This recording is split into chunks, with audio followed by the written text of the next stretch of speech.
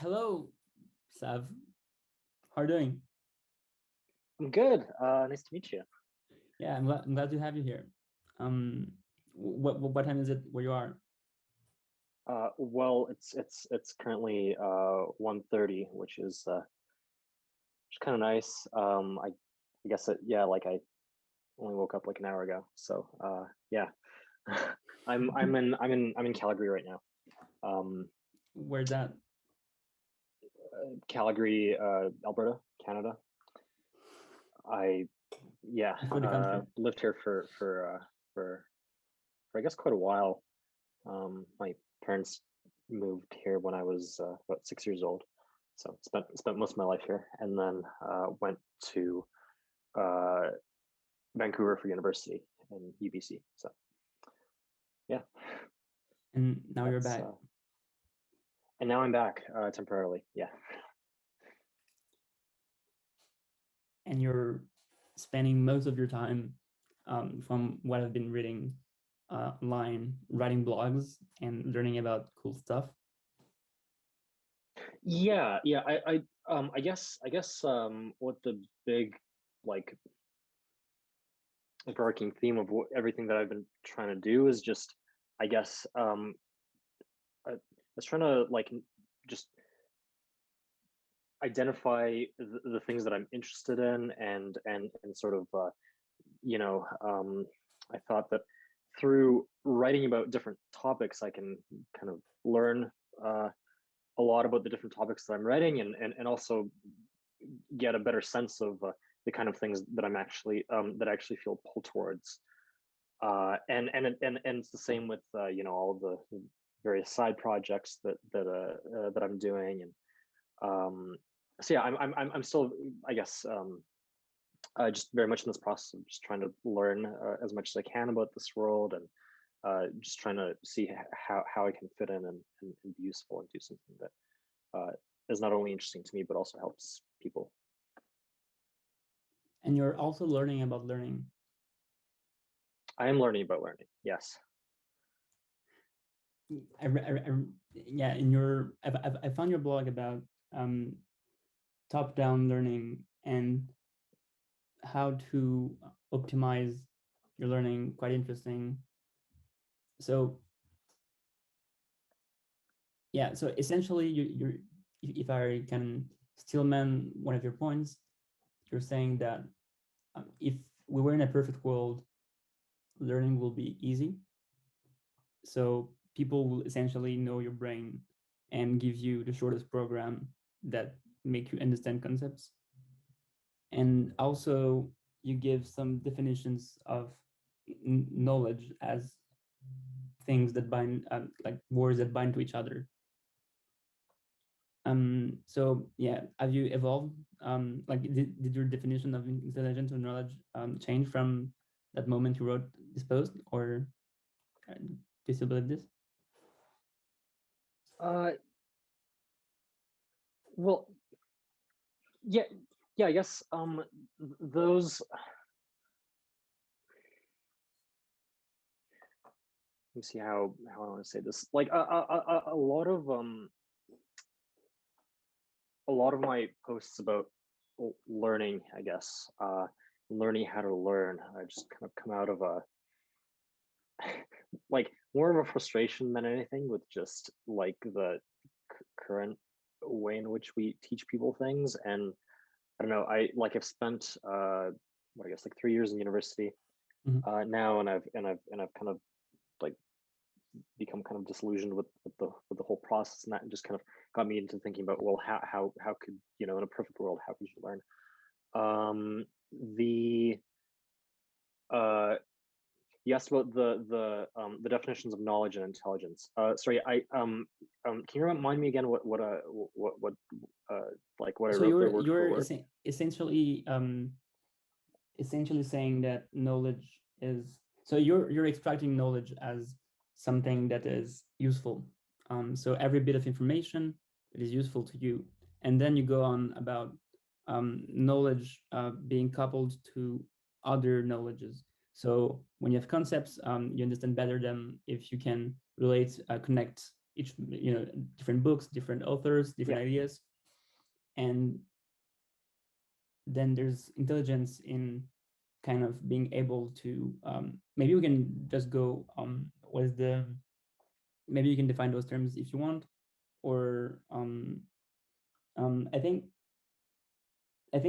when your definition, so your definition of knowledge about bits of information that make us more capable of doing stuff is kind of connected to one definition of intelligence as our ability to solve problems in general.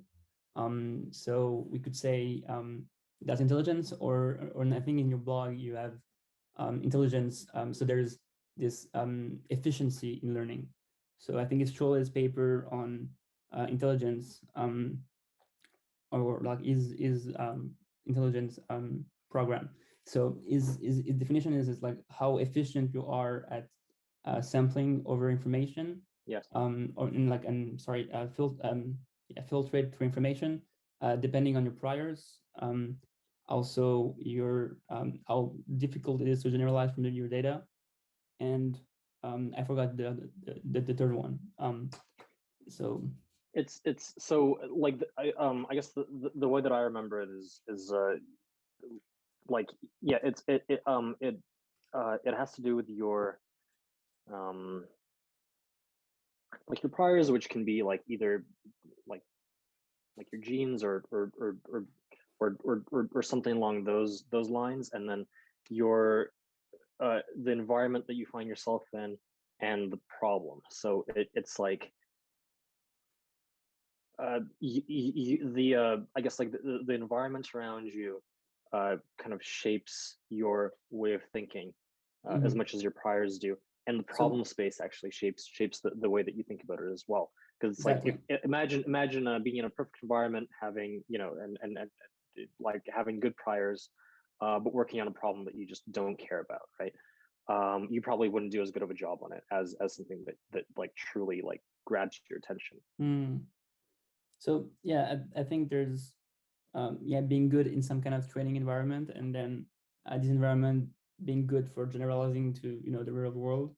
And then there's so I just reread the abstract of the paper, and it says, so scope, generalization difficulty, priors, and experience. So scope, I think, is how big is the problem, maybe like math. And experience is perception and history and memory. So I think what you're saying about environment falls into scope and experience. Yeah. I think that's a good way to break it down. Yeah. So, and if I try to summarize your motto from just reading 5 or 6 of your blogs, I would say something controversial as you're trying to understand how to better understand the world. So what are good tools for thought and good ways of thinking about the world in general, and the other part would be becoming smarter and becoming smarter at being smarter. So that's like the 2 ways I see where you're heading at. Yeah. There's certainly that kind of through line to it. I guess I don't know, like maybe this will sound well, I feel like a lot of us are just like being cheated out of the most sort of like interesting or like beautiful things in this world. And I feel like the stuff that is, I guess, being offered on the menu of like, you like you have this track that sort of most people go on, and it's you go from grade school all the way up to high school, and then to college, then to some kind of the life professional highway. environment, the life highway. and I guess the further along it I get, the further I'm kind of realizing that, well, all of the interesting stuff seems to be off the menu. I used to think that like like you basically like go and order everything on the menu, and like that's basically the best stuff that life has to offer. It's like if you do everything properly, then actually you'll end up like Mm-hmm. where you want to go. And So yeah, can I? I guess I've just yeah been more and more kind of like disillusioned with that, and that kind of leads to this. Well, it's like, okay, well, if the stuff that's being offered on the menu isn't actually the most interesting, then like how do we learn um all this other stuff, like how do you pursue your own interests, and Sure. then that gets into like the efficiency of like learning and all the rest of So I guess what's important is yeah, what's on the menu and what are we eating. So I it. guess we can be eating knowledge or at least pleasurable experiences.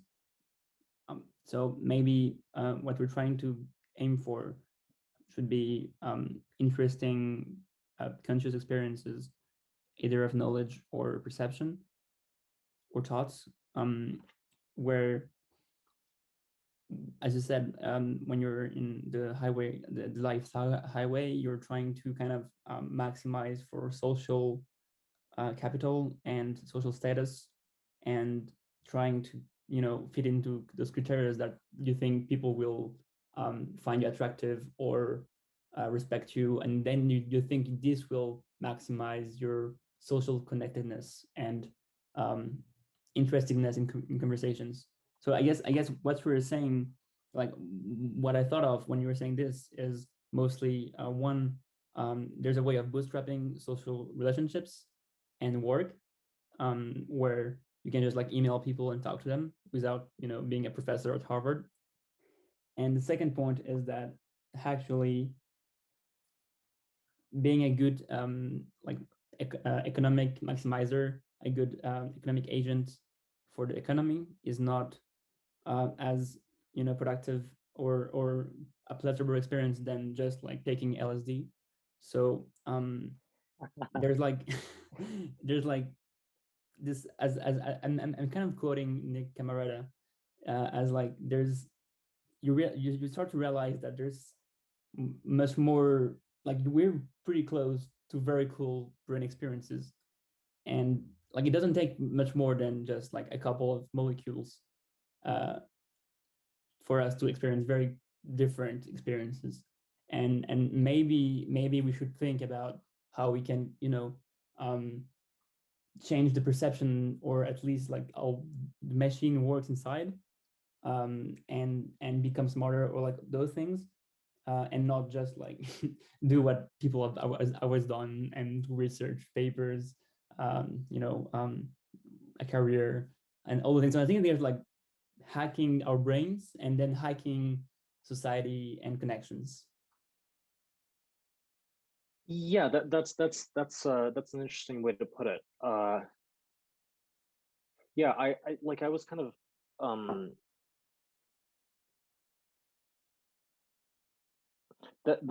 that's I think that's a really good way to describe it, because if you think about like, I don't know, the if we're to take this sort of menu metaphor further, it's like Let's go. the all of the like there's a way in which the experience becomes uh, less and less interesting the closer it is to some kind of like, I don't know, like center of society. Like as a thing becomes more and more mainstream, then it kind of becomes boiled down to its simplest, most easy to consume form. So it's And like so good Hart's law, but for society. uh yeah, I guess in a way, like it's really just this kind of well, I don't know, like if you've ever heard about that metaphor of like our knowledge or like scientific progress is like this bubble, and then it's like, you know, like it keeps on expanding, and the surface area, like the stuff we don't know, is the kind of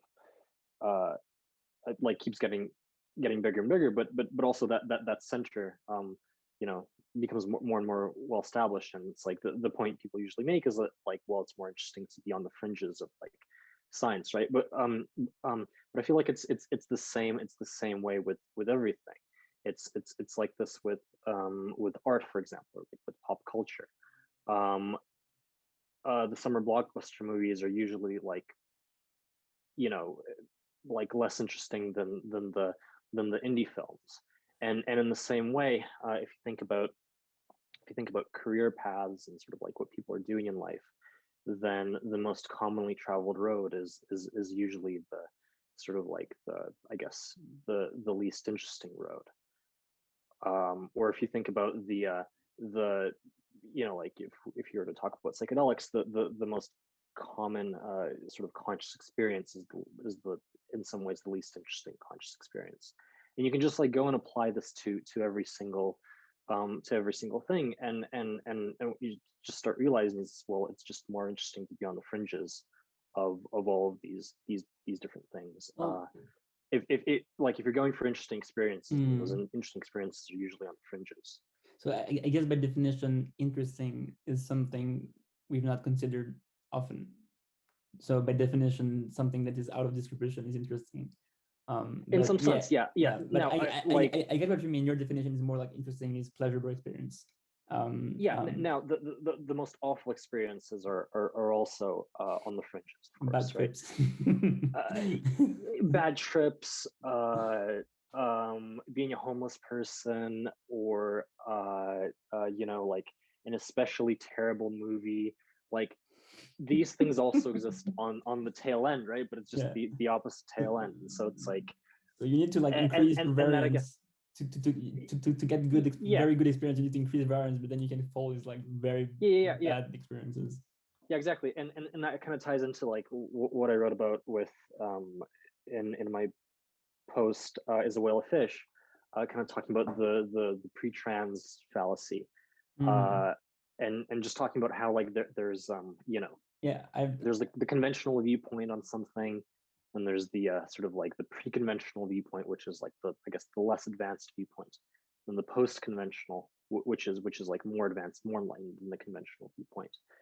And a mm, lot of people mistake, like it's very easy to mistake the pre-conventional for the post-conventional, because the one thing, of course, that they share in common is that if you hold a viewpoint that is either pre or post-conventional, well, it's mm. not like the conventional I, viewpoint, I right? I I get what you mean because I've read the post, but can you give me like a simple example, like an interesting example for the listeners?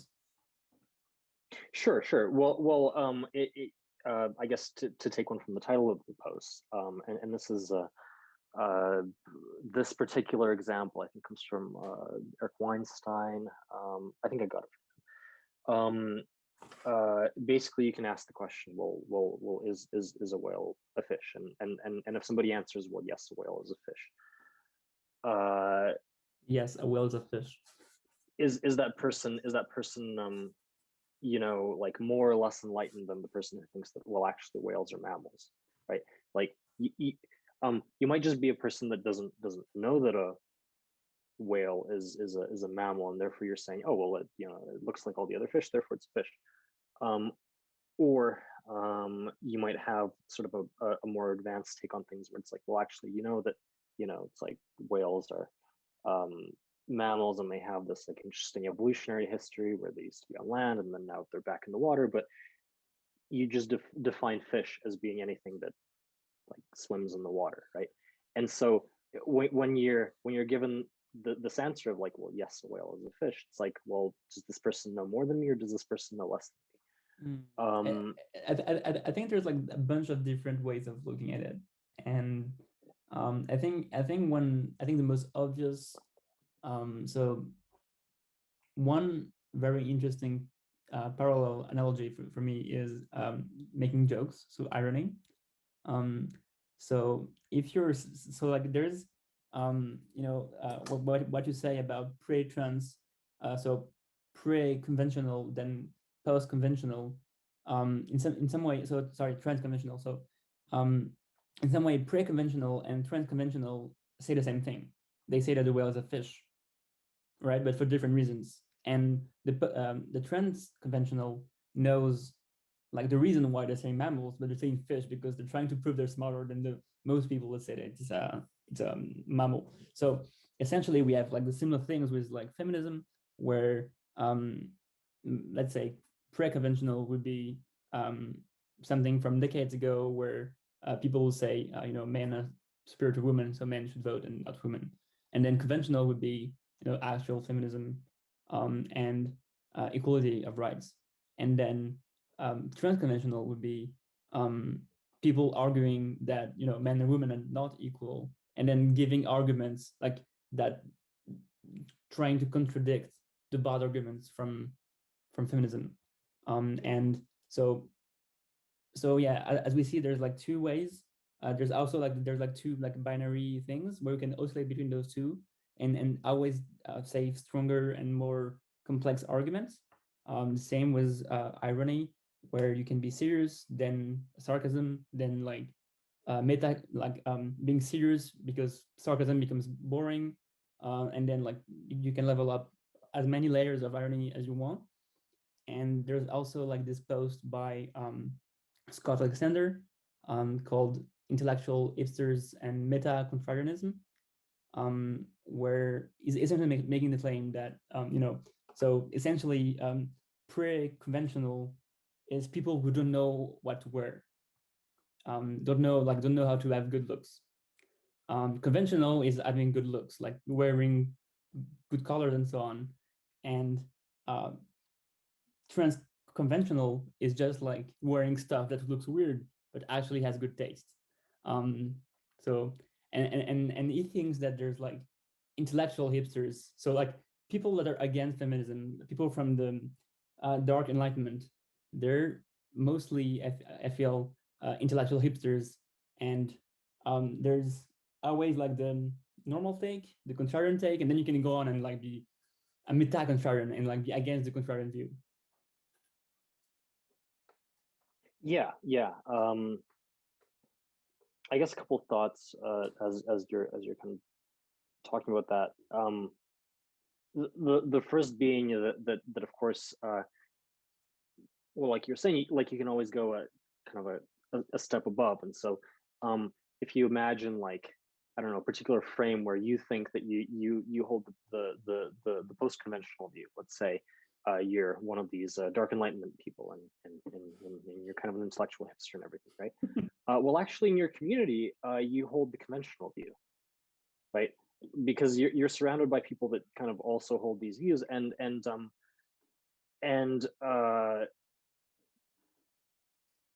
if you were to think about this in kind of relative terms, well, you could always ask the questions like, well, who would, like, what would be the post-conventional view of my belief, right? Like it's not that there's this kind of like one mainstream conventional opinion.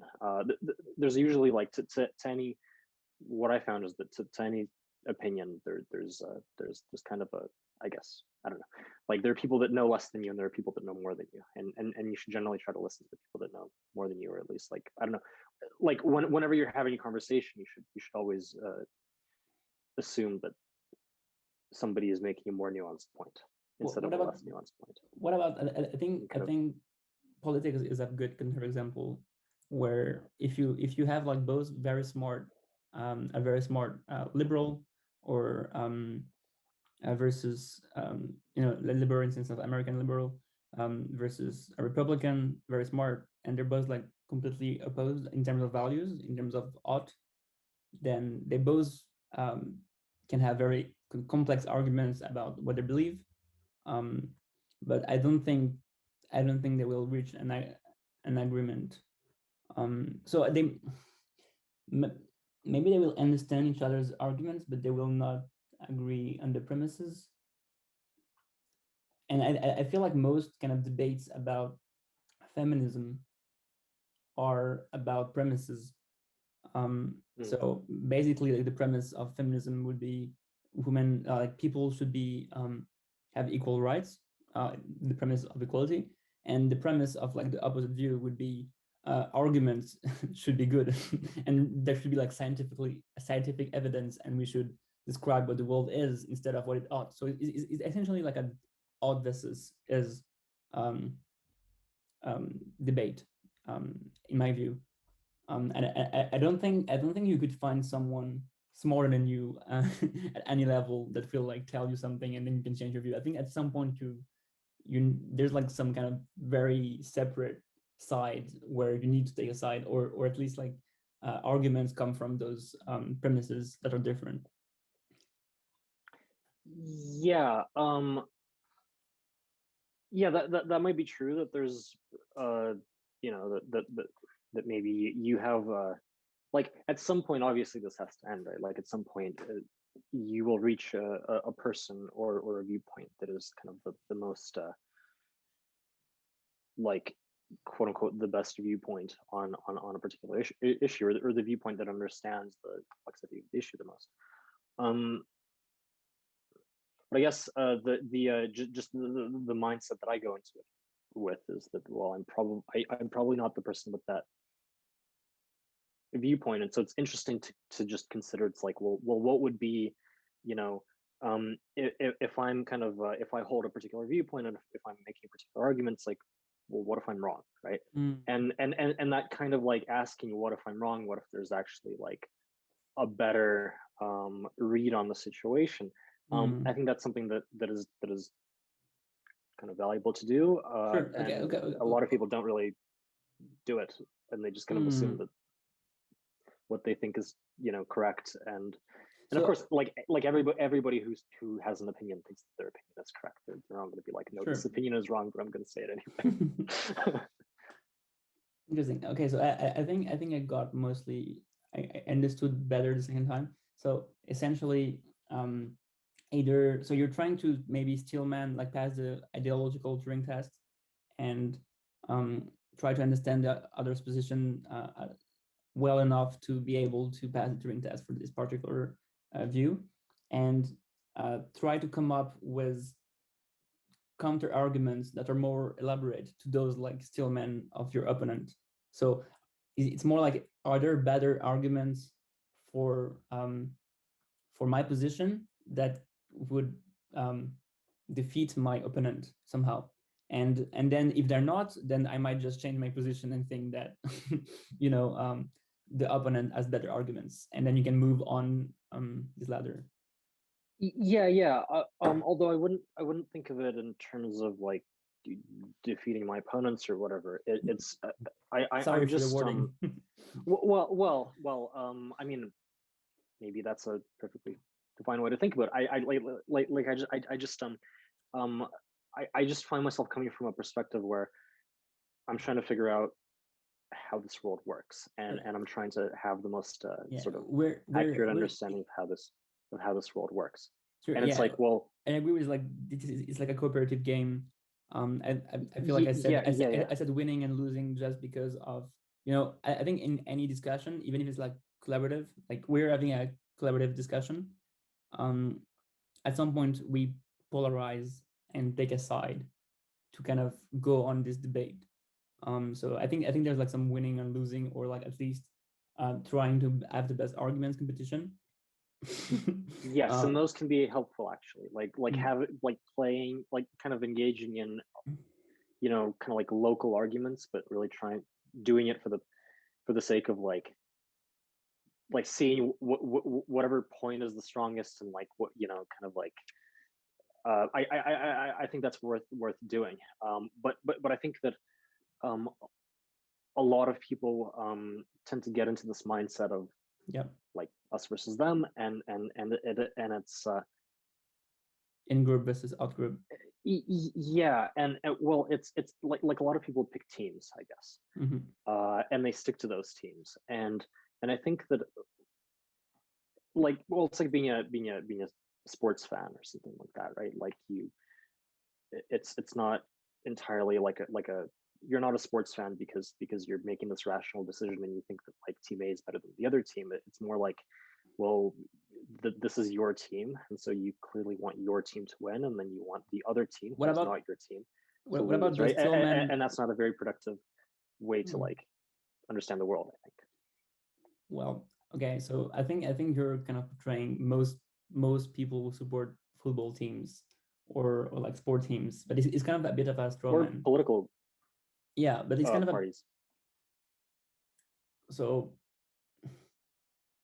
yeah. What about people like understanding all those bad aspects of football or any sport games, and that rationally decide that they want that like their brain um, are happier when they're part of a social group and decide to be in a team because they know that it will produce like positive outputs in terms of like neurotransmitters. So I think like there's like some stillman of like people actually enjoying sport in a way to trick their brain into believing they're part of a group. Yes, but I think it's not. I think it's a minority. So sorry if I'm doing like going to edge well, cases. no, that's interesting. I that would be interesting. I haven't met anyone like that, but so but I could see how that person could exist. so yeah, I thought I someone don't did see how that today. person could exist. Oh, nice, interesting. But Okay, well, tell me about it. and so the other part would be people trying to be very convinced about their arguments and really taking a team, and in terms of like intellectual disagreements, just to like, I think if trying to optimize for learning, trying to steal my position and sticking to it and trying to win a debate is kind of a good way to like a productive way where you have a good feedback loop. And so if you're trying to maximize for learning efficiency, um, then it might be good, because also like people tend to trust more people who are more confident. So if you kind of train yourself in building this confidence, taking some position very strongly, then I think there's like some kind of social feedback loop that can make you learn faster somehow. There's like some societal incentives and evolutionary pressures into being confident in your positions. But yeah, we both agree that it's better to cooperate. No, not better, but like the aim is to like learn more about the world and and not win and lose. Yeah, it might be a good idea to like, I mean, whatever beliefs you hold, to be kind of ready to defend those beliefs and to, like hold them strongly. But I think there's a I can't remember who this is from, but there's like a saying I came across where it's like you basically want to, like sort of like hold strong beliefs loosely or something like that. So just like have strong beliefs, but at the same time, Exactly. if there's evidence for the opposite, then not be so attached to these beliefs that you can't let go. This is in like every last strong post I read. Epistemic status, strong belief, lightly held. Yeah. Maybe that's where I got it. Maybe I got it from less strong forums. But that's I I guess the thing that I notice the most with people who are just like very attached to a particular cause or a particular topic is that it really just becomes this emotional thing for them. Like it's not like you're rationally Sure. Yeah. adopting a position because you want to be part of an group or something. It just like you think that you're like, like the good guys, like sort of like holding out this sort of kind of outpost of civilization, right? And it's I don't know, this kind of emotional attachment. Yeah, I definitely agree that It there's gets like in the way. some emotional attachment to like sports and also like politics. And yeah, I think we both agree on like smart people wanting to update and well, just and learn any more. if you take any social cause, right, you'll find people who are very emotionally invested in these social causes. Whereas if you look at some kind of scientific topic. I mean, sure, this also comes up in science, but it's much more kind of, it's not as intense in science. It's like Mm.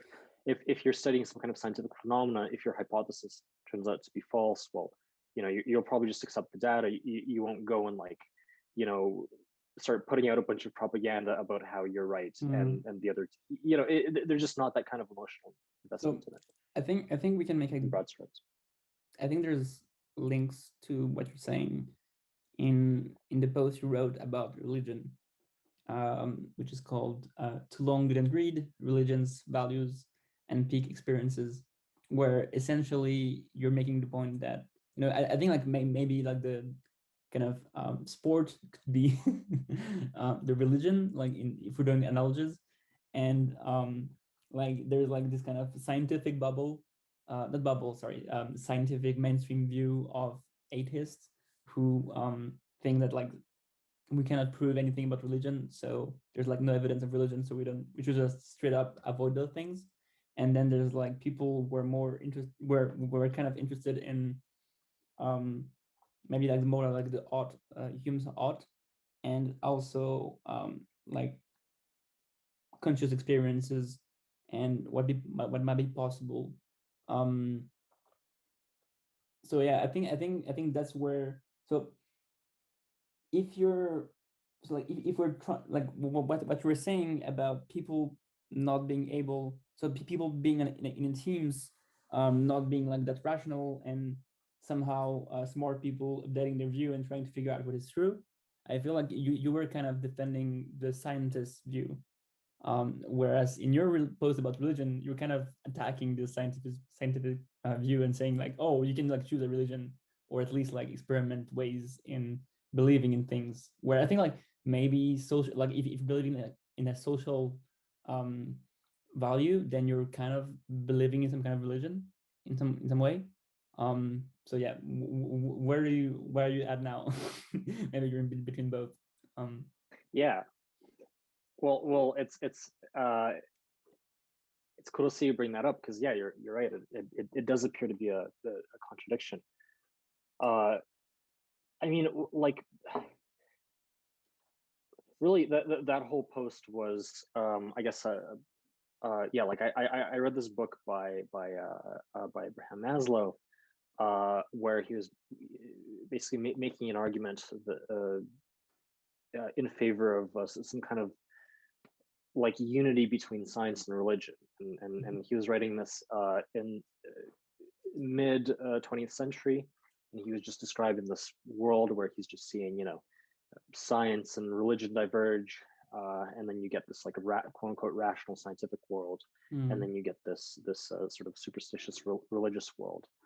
So Um, is it called Religions, Values, and Peak Experiences by Maslow? that's yeah. That's what the book is called. It's an interesting read. It's quite a short read. I'd recommend people to read it. Yeah, Uh, 1964. yeah. I I guess the way that I kind of think about, I guess the role of emotion and the role of like faith in the stuff that people do. It I've come to the realization that we kind of have um like a religious part of our brain. Like we tend to, um it's almost like we're hardwired or like predisposed to think about things in religious ways. And when you take religion out of the equation, you still have that need to satisfy, um, your kind of drive to religiosity. Then it seems that that thing gets channeled towards ideologies, Mm. social causes, like red versus blue, just like picking it right, because it's really a lot of people are treating these things as if they're, like religions almost. What about And so what about the meta kind of meta religion would be? Um, believing in, the scientific method. I feel like most atheists believe in the scientific method, and in a way their religion could be to be against religion. Yeah. And really that's just another religion, right? I'd never say that I believe in the scientific method. There's something a little bit strange about like people recently say believe in science, and to me believe in science almost sounds paradoxical. Like science is the thing that is not a belief. Yeah, you're not supposed to believe in. It's a mechanism for testing hypotheses and for like troubleshooting our world, right? And so it's like, well, like believe in the like believe in the debugger or something like that. Well, it's like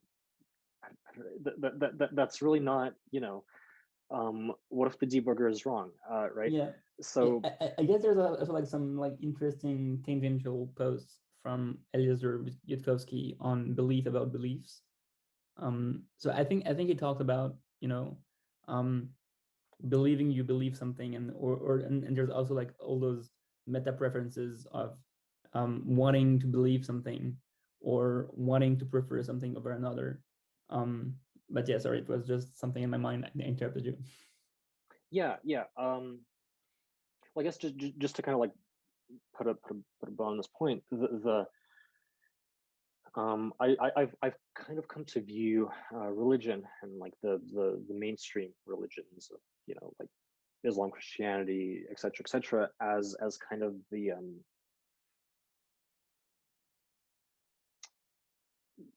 like the most effective things at satiating this drive, or this like craving for religion that we have. And while they do come with their own downsides, when you take these things out of the equation, then you actually end up with like, if there's no religion, we basically end up religifying like everything, right? How? Because we're still chasing some kind of like religious need, and so I feel like that's where you get the whole like, like believe in the scientific method, or believe in democracy, or believe in the Republican Party, Wait, or my, it's my problem with your point is that is essentially like you could say the same about like um the need of people to make sense of the world, like finding meaning in the world. So it's not like very specific. I don't find it truly specific to religion, as um as you basically saying, people crave for meaning in general. yep. Yes. Yeah. Sorry if it was kind of an That's attack. I was that's just trying to summarize it no, no. better. I think that's a cleaner way to say it. People crave meaning, and I guess the way to frame my argument in this case would be is that, well, religion seems to be the thing that is best at kind of giving that meaning to people, and when you take that thing out, then it's like you end up with all of these with all of these different mechanisms that now all of a sudden feel the need to like give you meaning, right? Like now politics is the thing that gives you meaning, or now science itself is the thing that gives you meaning, and it somehow corrupts all of these things, because it basically turns them into quasi religions. Whereas if you have a religion, these things are free to not be quasi religions, and they can actually function properly. So you're saying that we build infrastructures out of like churches. So I didn't get the last part. Can you repeat it? Yeah. Basically, if you have religion serving as the thing that gives everyone meaning, then it frees up all of these other institutions to not have to do that anymore, right? Sure. Like Okay. now, Gotcha. your political party doesn't have to be the thing that gives you meaning, and now we can actually have like a much more constructive discussion about like, well, what would the proper like policy be, right? Because now you're not emotionally attached, and like your identity is not emotionally attached to like these political causes, for example. Yeah, a bit like I would say like the end of religion, or at least like yeah, the kind of luminaries period. is it called enlightenment? I think maybe enlightenment, um, where people like kind of stop believing in religion that much. Is it enlightenment, or I don't know the Maybe. English I translation. I'm I uh, I I I don't know my history at all. Renaissance. That's one of the things. Yeah. Yeah. I I guess. guess I guess you could probably trace it back to the Yeah, Renaissance. Yeah, but from Middle Ages to yeah. modernity.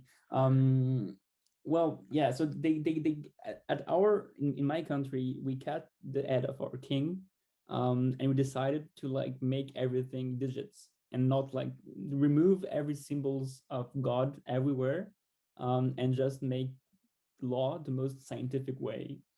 um so that's what I call like maybe like uh, enlightenment, or the century of light, or le siècle de lumière in French. So Mm, I think so that we kind of disrupted these whole churches, and then people didn't have those like this kind of infrastructure of social status from churches, and so they kind of built another religion somehow of science, um, and now like most atheists kind of maybe believe in science, or at least believe in like social causes and like all those stuff about the other stuff about meaning. So like we're always moving away from those things, and when you were saying things about building churches and giving people meaning, I think it's kind of connected to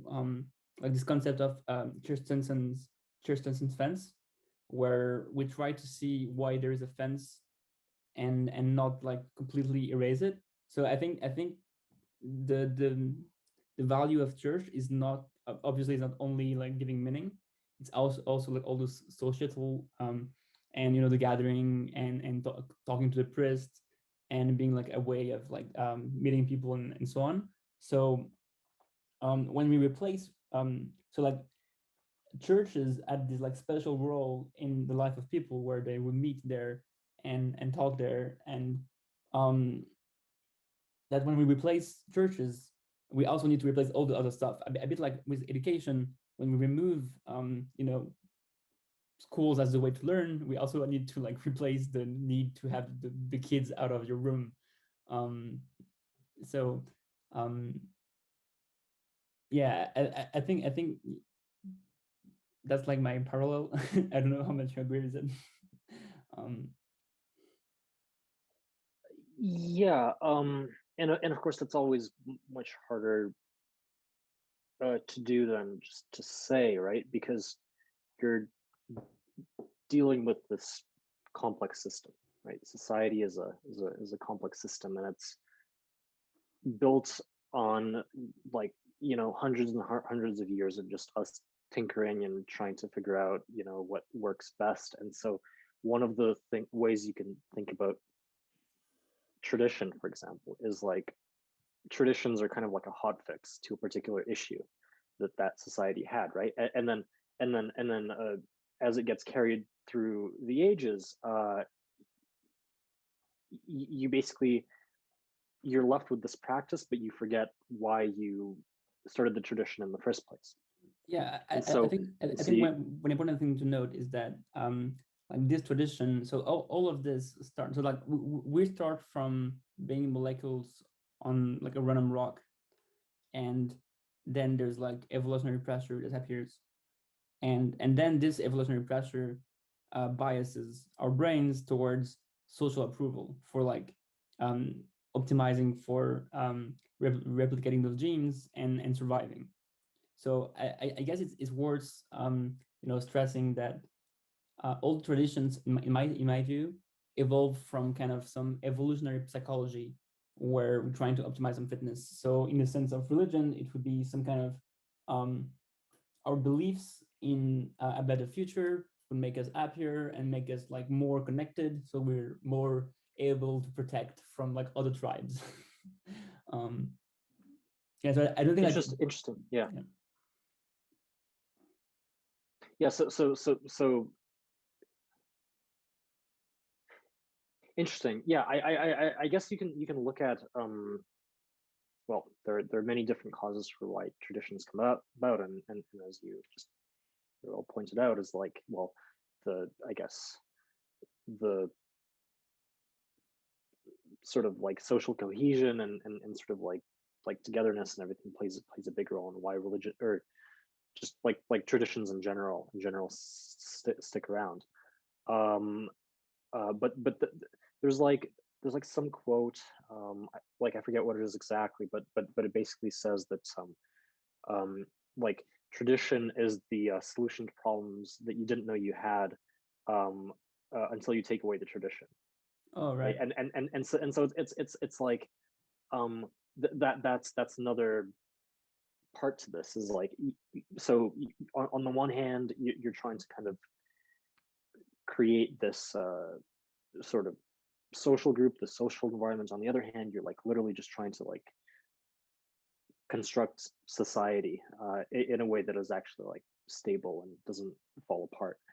And so you create a bunch of these hot fixes that you call traditions, and then you forget why you made them in the first place, Mm, and that you feel that because there isn't a reason for why these things are there in the first place, that kind of gives you license to take them out because you don't need them. yeah. And this That, this whole like, well, there's no obvious reason for why this is there, therefore we can take it out because we don't need it. uh that kind of should, I guess, remind you of like 20th century medicine, and like, you know, uh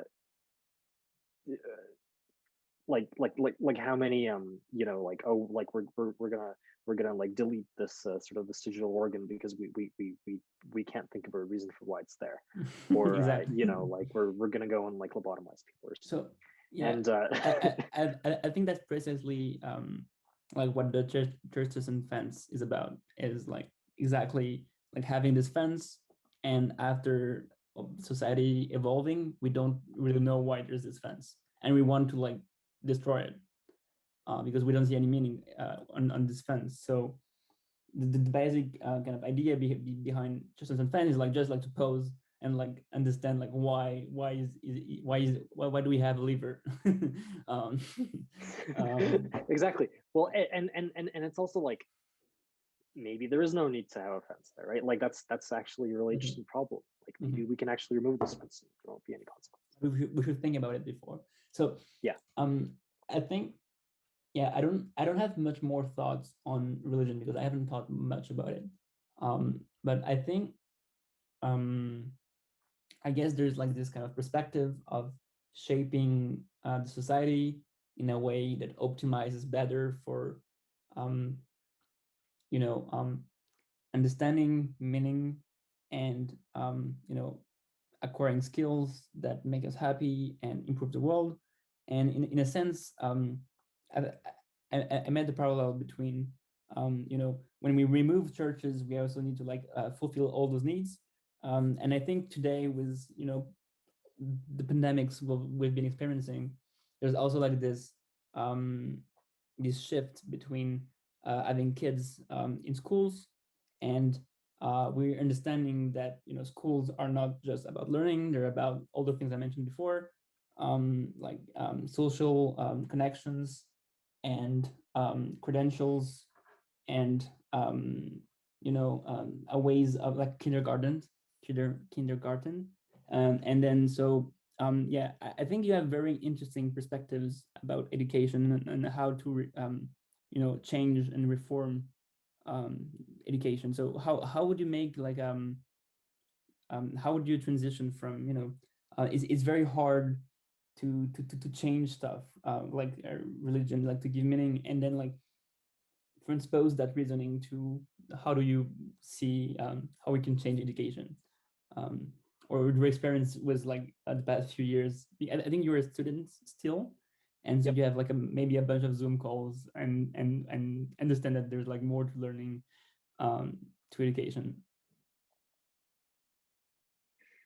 Yeah. So yeah, I guess my frustration with education comes from a couple of different places, and we can certainly get into that soon.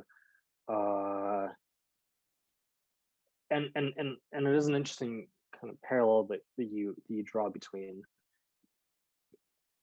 trying to replace the churches and sort of like trying to replace the universities, because in a Before way, it was the same thing. well, yes, and even today it's kind of like the universities are kind of like a state church, especially like if you look at the way in which like every university basically has the exact same positions on things as every other university. They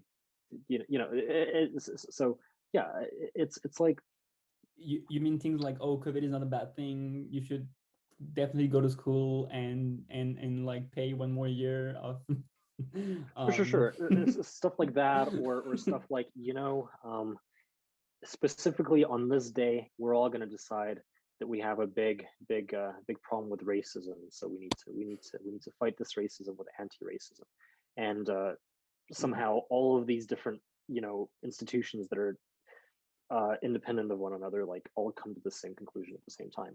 well, maybe that's like more like cancel culture and society as a whole than like I don't see. So do you see like a difference in how fast um like universities adopt social constructs from cancel culture than other institutions, or is it like most institutions try to be like kind of protect themselves from cancel culture? I think it depends on the institution. Like, I don't think construction firms are very like care very much about all of these different Sure. So like social issues, right? Like I think it depends on like um yeah, and I don't know very much about this. This is another thing that I have to kind of that's on my list of things to learn about. But I but I think you can basically like look at which institutions belong to like which classes in society, right? mhm. If and it kind of it seems like universities, newsletters, or like I guess like news, like publication companies, um, and like tech firms and all of these things. They kind of the people who inhabit these places kind of belong to the same social class, I guess you could say, Sure. right? And because of that, certain ideas propagate within these places that wouldn't like propagate at your average construction firm. Uh, so yeah, like I think like in effect all of these things kind of function like state churches, but so yeah, like So there's like a like education separation. isn't limited to it. Okay. So okay, so I think you're pointing at somehow some echo chambers, a division between classes where it's hard to climb the social ladder somehow, and social reproduction is called like this in the US. I don't know, but when you're a kid from intellect from like teachers, then you're most likely to read books and maybe apply to Ivy League schools. Um, so yeah, maybe there's like society cleavage and like differences and class and like clusters where we cannot really move between those, but like maybe we can just like um, um, stop thinking about those clusters and like society as a whole, and like focus on especially like education. um, so so you have this cool stuff. I think your post is called the future of learning. So if we only focus on like the learning part of education and not like all the societal um, stuff, um, you have this really cool picture about the wall of mysteries.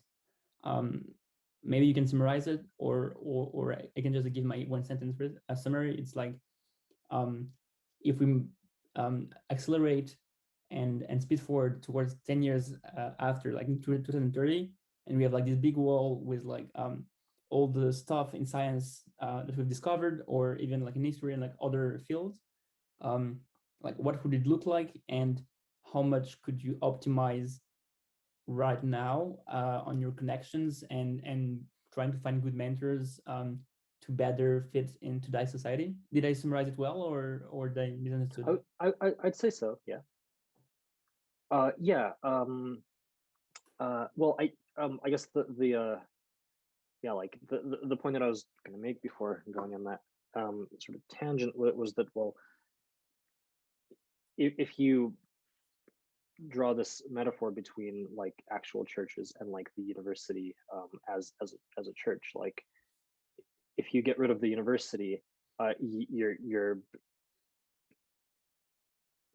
you're in the same way you're going to have to like think really hard about what you replace it with, and there's probably going to be a lot of sort of unintended kind of problems that pop up because you just didn't anticipate certain things that the that the university was doing, like certain problems that it was solving. So I guess like, yeah, I would just like to preface like that future learning post uh, by just saying that, well, you know, there are probably hidden things that the sort of like hidden problems that the university has solved that I don't really know about. But you know, like if we were to kind of like my whole idea with that like wall of topics and sort of like wall of research areas was meant to kind of solve this problem of like you get to a university and then you, I guess if you're like, if you want to find out about the world, and if you're like, you know, eager to like get out there on the front lines of like some kind of research field, and you're eager to contribute to that stuff, you get to the university and basically you get told uh, at least this was my experience, but like you get told to specialize, right? and and so it's like, you know, like instead of looking at this big sort of like wall of active projects, or like imagine you're in a, you enter this big like makerspace, there's like all of these tools on the wall, and you can like sort of like explore all these tools. You can go make whatever you want, and then this guy comes up to you and says, well, actually, you're just going to be using the hammer, and there are very useful things that you can do with the hammer. So if you sort of like properly train yourself in like using the hammer, you'll be useful to people who actually, Mm. you know, need somebody with hammering skills. And that's kind of a, I don't know, I didn't think that that was like a very healthy way of like taking advantage of like sort of people's skills and people's interests. And I felt like if you have this like big um sort of like actively updated list of like all of the ongoing problems, kind of like a, I guess like a GitHub issues, but for science, right? Mm. Uh, you just have the freedom to like choose like, oh, like I'm interested in solving that problem. So like Mm. let I want to now get introduced to the people that are working on that problem. And so it's a much different approach to this kind of like, we're going to mold you into a tool, and then Mm. go find yourself uses. Why This is more like, okay, why like I'm cannot going to you do that identify a now? problem. Uh, you can do this now. It's just that you can't do this in an institution. You kind of have to do it by yourself, Well, and okay, that's kind of so what I've been, so or at least in my experience. I'm broadly agreeing with what you're saying, and I think all of your arguments make sense. If I'm trying to, you know, make the be the devil's advocate and a bit stillman as a position, um, there are several points. One is, you know, if you're just like being a researcher, like doing your PhD and trying to write a thesis, I don't know, in neuroscience, let's say, you can obviously reach out to other researchers, reading their papers, and connect them today. And so you can like kind of like not specialize and like make a very general thesis. And so another point is that, which is a bit different point, is that when you're saying that we tend like we there's like some incentives to make us more specialized, it's a very specific education, which is maybe grad school and PhD. And this is because I guess there's this bias of people that teach us what to do. I've been through this route of academic research. So if you're in a grad school, maybe your teachers are doctors. And so there's like this kind of reproducing loop where there's like academia like kind of preaching their religion of science and and people like following them and becoming the new priest somehow. But also in parallel of that academia, there's like society and maybe like in tech, people understanding that we don't really need that specialized knowledge in today's economy because we have the internet, and we can like Google stuff when we needed them to. So like, I'm sorry, a big shift that I see in my country is like programs, master programs, or like engineering schools, uh, making explicit courses about how to learn and how to adapt to different situations, how to make the best use of the internet. And obviously, it is very slow. Those are very slow changes compared to like how fast we need to actually go to catch up with like technology. But at least like there's like some kind of tendency towards, oh, maybe we should learn how to use the internet and how to learn and not learn by heart medical textbooks. Yeah, I've noticed that as well. Like especially in, I don't know, like if you look at tech companies, then more and more tech companies are kind of hiring people based on like, well, how good can you code, and not necessarily like if you have this very specialized knowledge that you got taught. But I don't know. I don't have experience with the graduate program. I only have experience with undergrad, and specifically undergrad at the University of British Columbia. Um, but I did kind of notice this,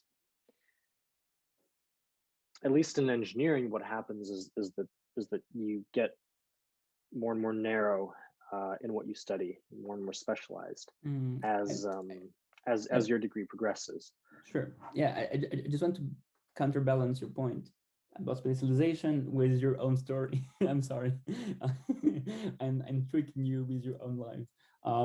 Where last conversation we had, you told me that like one thing, one particular projects you did, I don't know if it was in high school or in university, was actually building robots. So some kind of robotic competition every year where you had 6 weeks to build robots from scratch. And at the moment of this competition, which was project based and maybe where you learned the most, it was mostly horizontal learning. You had to learn to do everything. So essentially, okay, sure, like society optimizes, like university optimizes for specialized knowledge, and they ask you to specialize to go to academia.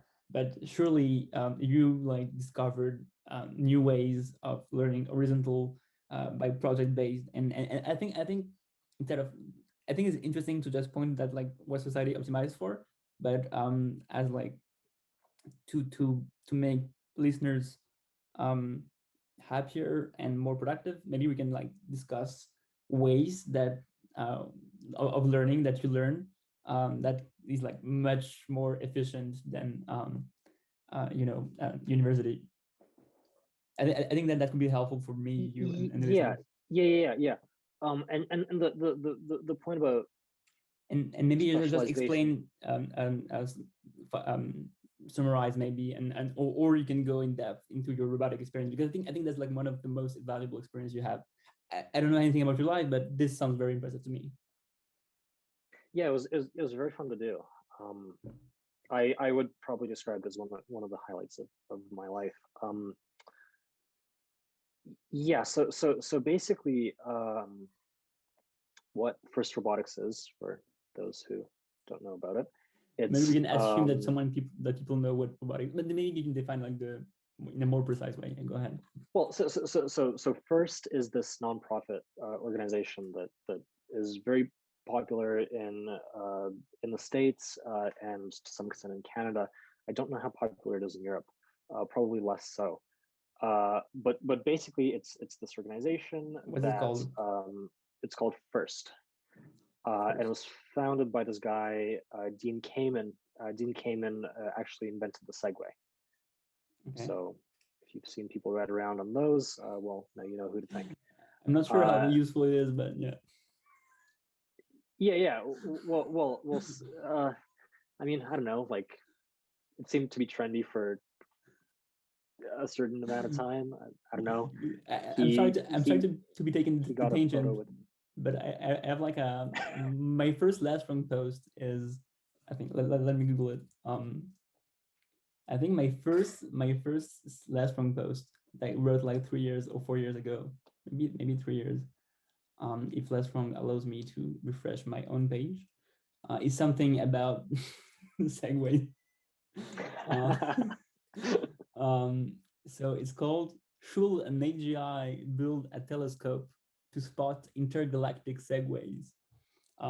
Where I kind of argue that segways are something very specific to like humans, and like, should we kind of try as like human, like, should we try to, when we learn about other lives in the universe, like, would they have segways or like something similar to segways, or like are segways like very specific to humans? And like, I feel like the internet and like computers are like, you could find something similar in other species, but like segways, come on. Yeah.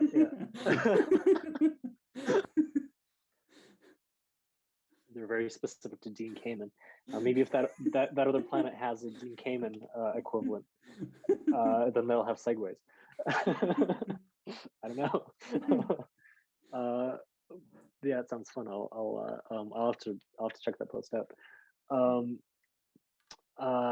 But yeah, Dean Kamen, this guy who invented the Segway, goes off and amazing guy, creates this nonprofit that puts on robotics competitions for high school kids, and like all the way from I guess from very young grade school up to high school kids, and there's like different competitions for different age groups, and every year a new game gets announced, so a completely new rule set, and then from January 1st ish up until like mid-February, you have to come up with a design for a robot that can play this game.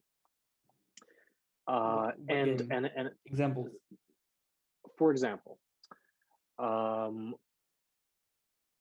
well, so the 3 years that I participated in First, the first year involved like it was this theme of recycling, and so you had these like big plastic crates that you would have to stack on top of each other, and then you'd have to put a recycling bin on the top of those crates, and so you'd make these like big towers, and of plates, of crates, so like big plastic boxes. Okay, yeah. Like a box. Yeah. And yeah, and so you basically get, you know, it'd be a 3v3 match. All of these matches are 3v3 matches. So you have your team with your big 120-pound robot on an alliance with like 2 other teams competing against 3 teams. So it's a 3v3. It's like StarCraft, but for robots. Pretty much, yeah. And it's like whoever had the good, like, could stack the most boxes would get more points. So yeah, I'm just not understanding. Maybe it's obvious for you, but so there's like 2 towers of boxes, and you're just like, is there like, can you like heat the other team's tower, or do you just need to like build faster than the other, and it's like quite independent? So that year you couldn't actually cross to the opponent side of the field. So in that sense, it was kind of I guess a little bit of a boring game, because you couldn't actually go and like knock over the person's towers. How tall the tower would be, like, because I guess like robots cannot just reach out their arm infinitely, right? So I would guess like maybe like 5 meters top or something. Uh, yeah, I don't remember exactly in terms of meters, Oh, but sorry, basically you're Canadian. most well, I mean, yeah, it's I guess we use the metric system, but first uses the imperial system because they're from, you know, our neighbor down to the south. Uh, uh, but basically most robots would they'd be like they'd stack from the bottom, right? So they would like pick up a box and then they would somehow like, you know, have like a belt that like pushes it up so that they can pick up another box. So it's like the stack, you could actually get it arbitrarily high as long as your mechanism was powerful enough to like lift the whole stack to put another box under it, right? So Oh, you wouldn't oh, right. So you don't it's need like to a put it different way of on top. stacking. You need to like put it from the bottom. Okay, so it's like your weight Yeah, constraint. And yeah. how I guess like you said those were like kind of plastic boxes, so it was kind of light maybe. So Yeah, but they're big, so I don't know, maybe like several kilos, wow, something like that. you're Yeah. using the metric system. And how many how many feet, sorry, tall, how many inches? Uh, I somewhere maybe I don't know like 3 meters. Okay. But the point is like every year it's a new challenge. So it's like this year was boxes, but like maybe another year it's you have to like collect tiny balls and like shoot them into a goal, Mhm. or it's like a combination of things. So Like maybe it's a like basketball. I'm sorry, maybe basketball maybe a is. basketball, Mhm. maybe like something bigger than a basketball, maybe a frisbee. Maybe there's like a added challenge in the last 15 seconds of the game where a rope comes down Wait, from from the from the ceiling and your robot has to climb the rope. So it's like it's just this like crazy like, you know, so like big diversity of engineering challenges that you have to solve.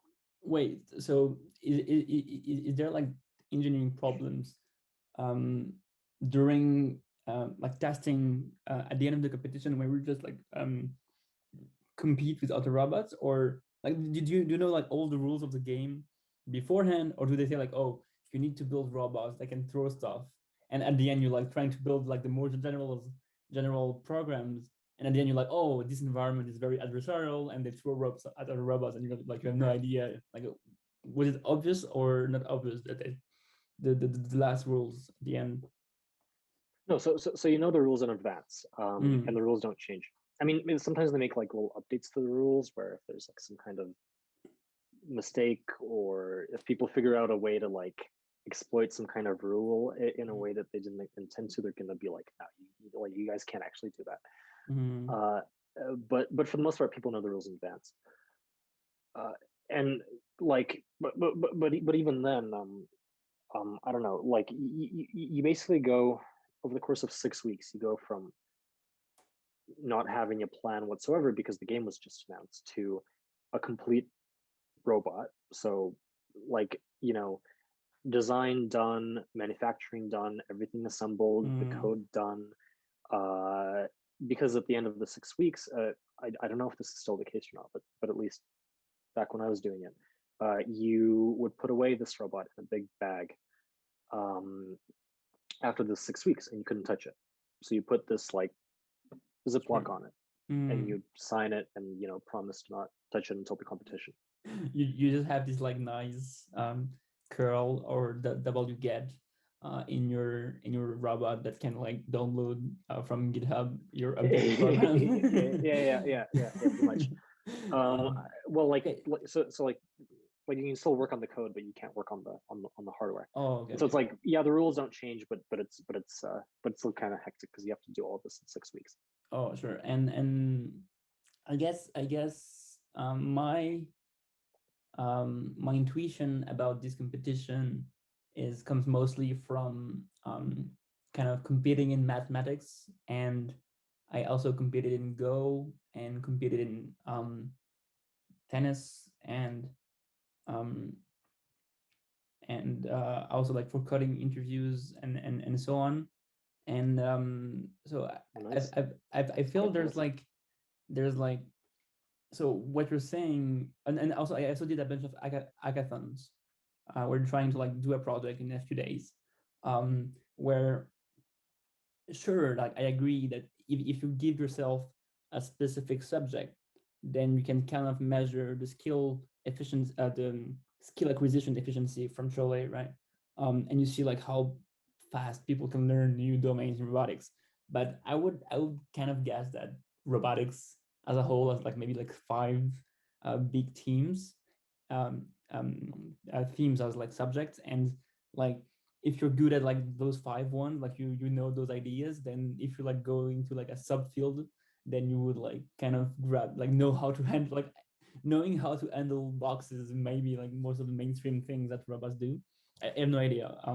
But yeah, so for those kind of competitions, like let's say math, of course, like there was like math competitions where um like you could throw like any geometric or algebra problem, right? So but then like knowing like good inequations that were mostly useful in most problems would like help you go much faster. Like, so how do you prepare for it, and did you like learn general things about robots, and how so? Like, please explain all the details about the robots, and like, did you win, did you lose, were you happy with it, and like what was the, I don't know, most um like your proudest achievement, maybe like the coolest robot to build during these competitions? I think we did three of them, right, or two?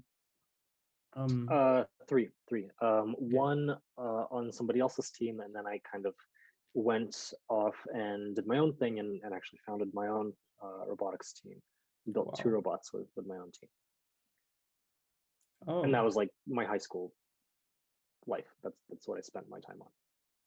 so two robots, but then it's only 6 weeks, right? So you need to spend the rest of the time learning about robots and building your own, right? Yeah. So 6 weeks to build it, but then you basically the next 2 months are competitions. So you end up going to various different events.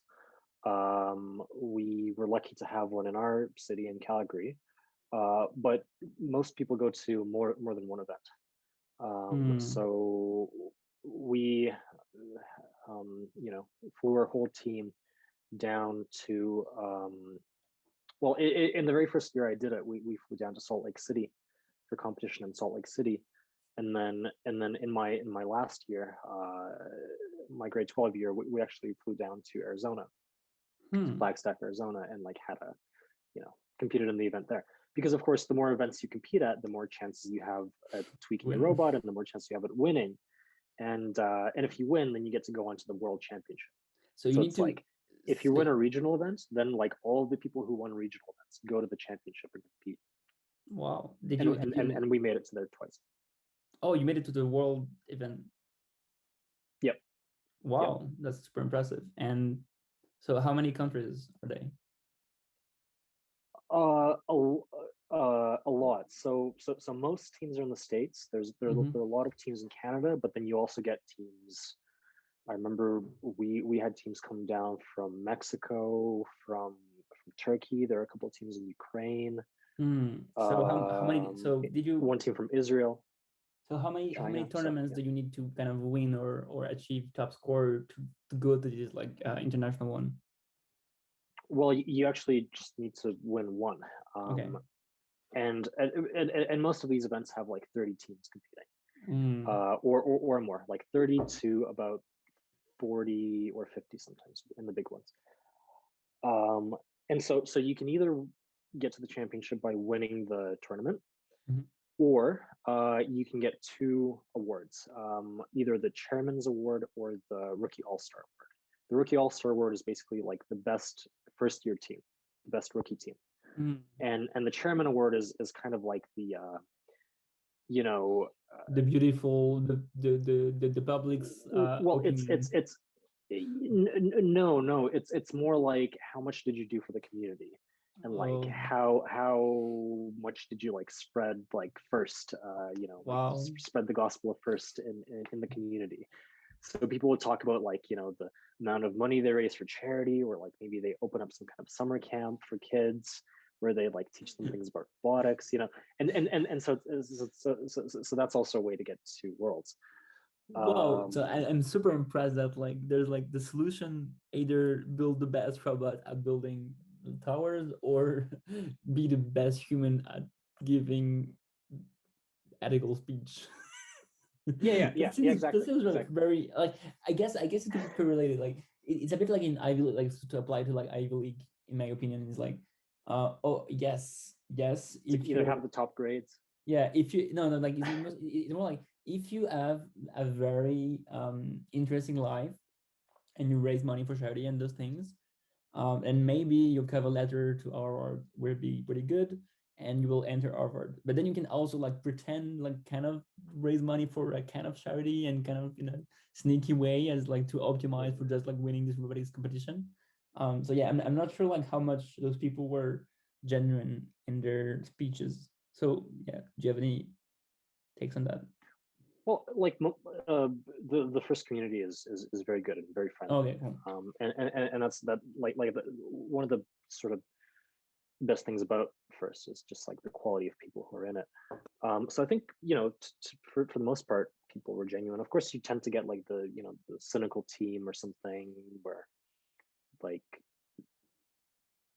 they just like have, like, for example, big egos and like don't really want to help anyone, or but that kind of thing is fairly rare. Most you know like you have a lot more people coming to these events than you really need to like actually fix the robot. So you have like a bunch of these like high school kids there who don't know what to do, and so like everybody just like goes around and helps out each other. That's so cool. So yeah, but yeah, Did you help people also, or did you mostly like work on like strategy and how to build a better robot? me personally, or like Of course, you personally.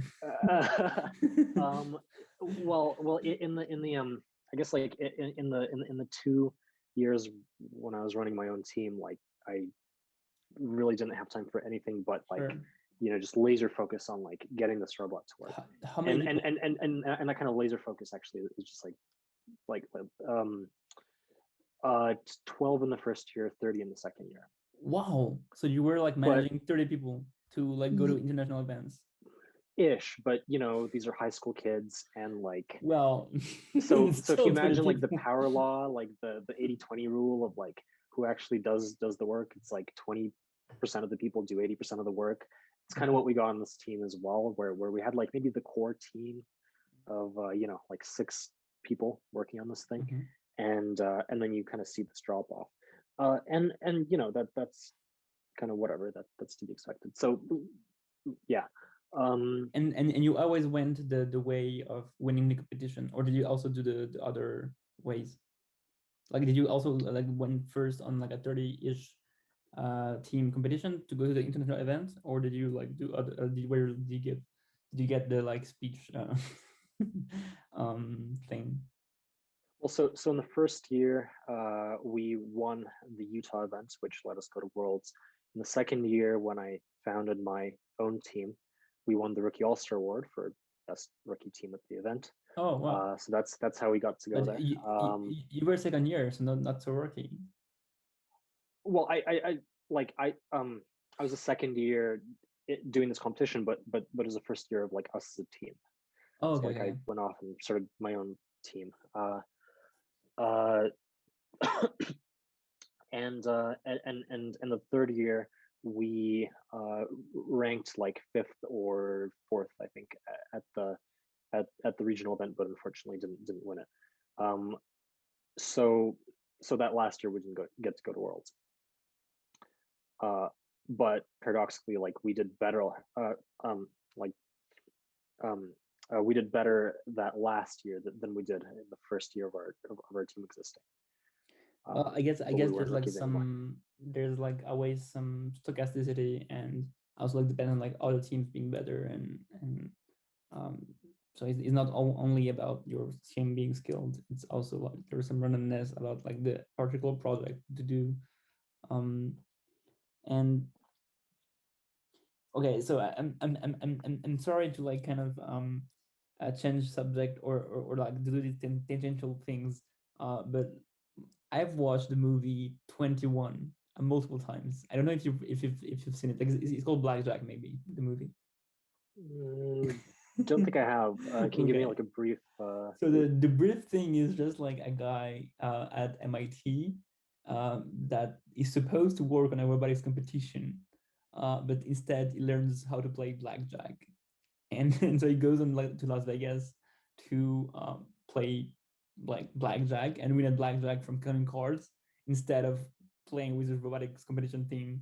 And so yeah, if you have seen it, then it would be fun to talk about. But if you've not seen it, then it's like it's just like kind of a meme. It's like a very bad meme about robotic themes, where like the whole of his friends at MIT are Gotcha. like very like kind of nerds, and like he has like two lives. One is like talking to the nerds who are like designing their own chips and like writing the software and so on, and the other is just like counting cards at Las Vegas and winning like millions of dollars.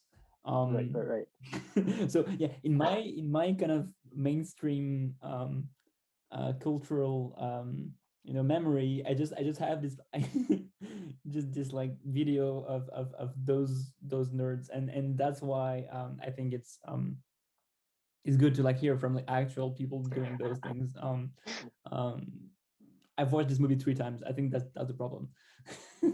right. Yeah, I'll check it out. Yeah, I Yeah, haven't don't haven't heard don't of it before, but you will okay. cringe. But yeah, so okay, so first year was building towers, second year was balls, third year was what kind of task? So second year actually was basically you had these like dodgeballs that it was a medieval theme.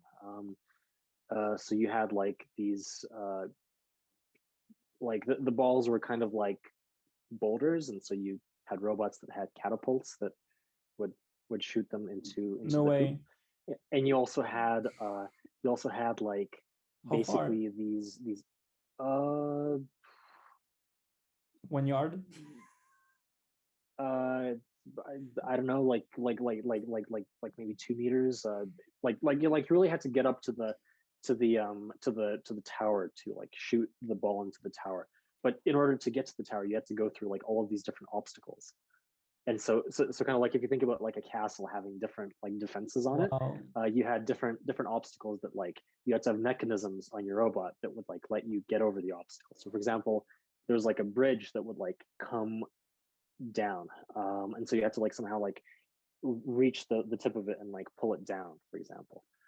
um How do you even start programming the software? Like, how is it like reinforcement learning? Is it just like basic instructions of like do you need to like solve, is like how is the computer vision problem solved? Like what's well the algorithm? yeah, so it's really like the software kind of goes, it's really as hard as you want it to be. Most of the game is actually played with human players, like Oh, drivers okay, okay, okay, controlling the okay. robots. Sure, sure. But the first 15 seconds of the game is autonomous. So you have Mhm. to just basically have the robot by itself like carry out certain tasks. And for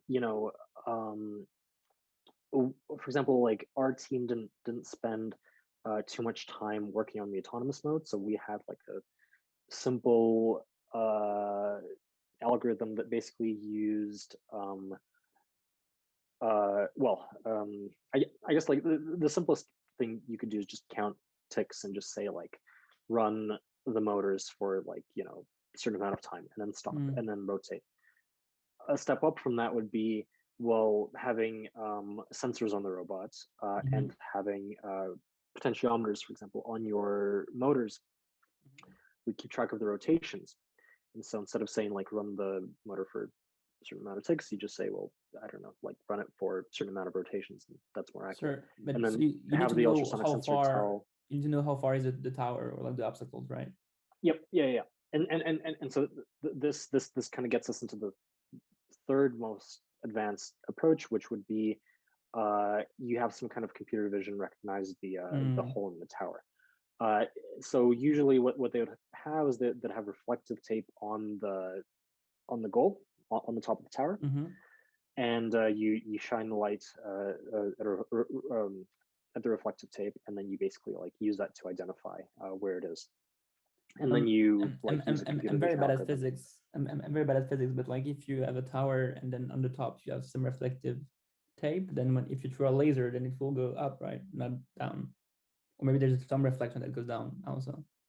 Yeah. There's just like you don't need all of it to reflect. You just need like a little bit of it to reflect so that you Sure. can Okay. Cool. identify the object, right? Um, uh, uh, so, or you can go completely crazy and like build an AI that sort of drives around the field, and like Mm. the most the best teams in the world did this. So I remember like in that game, um, there's this team. They're called the Cheesy Poops, team 254, team number 254. And yeah, it's a I think it's a South Park reference or something like that. Wow. But they They have had a this like website. they do have a website. They have a website. I'm a huge fan of these guys. This is like the best team in the world. Wow. Super impressive. Um, so they would basically get a ball from one side of the field, go across the obstacle, and shoot it. So that was their self-driving autonomous mode. However, there was a point where the robot lost the ball and it rolled off somewhere. So it stops, turns around, it goes, finds the ball, comes back, and then gets over the obstacle and shoots the ball. Wow. And that was like one of those just like really impressive things And that you get to see at Worlds that you don't get to see at I think real competitions. I think the most impressive thing for me, because from like working in computer vision at the moment, is that like papers about like object detection and like deep learning being like efficient, at least like in training and on with like online data coming in is kind of recent, and maybe not that much in like the computer vision world, maybe like more like 2012 than 2020, but you're saying that this happens somehow like in high school, so maybe like 2016, 2017, and Mm-hmm. um like I think the first time RetinaNet, so the object detection kind of first like breakthrough, not the first breakthrough, but like one of the biggest breakthrough in the past 5 years. I think it's like 2016 or 2017. Um, so it's like pretty impressive to have something like in 2016 or something like already using deep learning well. And I'm also like Mm-hmm. curious about like the kind of the constraints on energy. So I don't know, like did it last like 5 minutes to throw the ball, or like 1 minute? So like did you have like constraints on, oh, I should not use too much GPU on my on my little machine or something? It's something like 15 or 30 seconds. Mhm.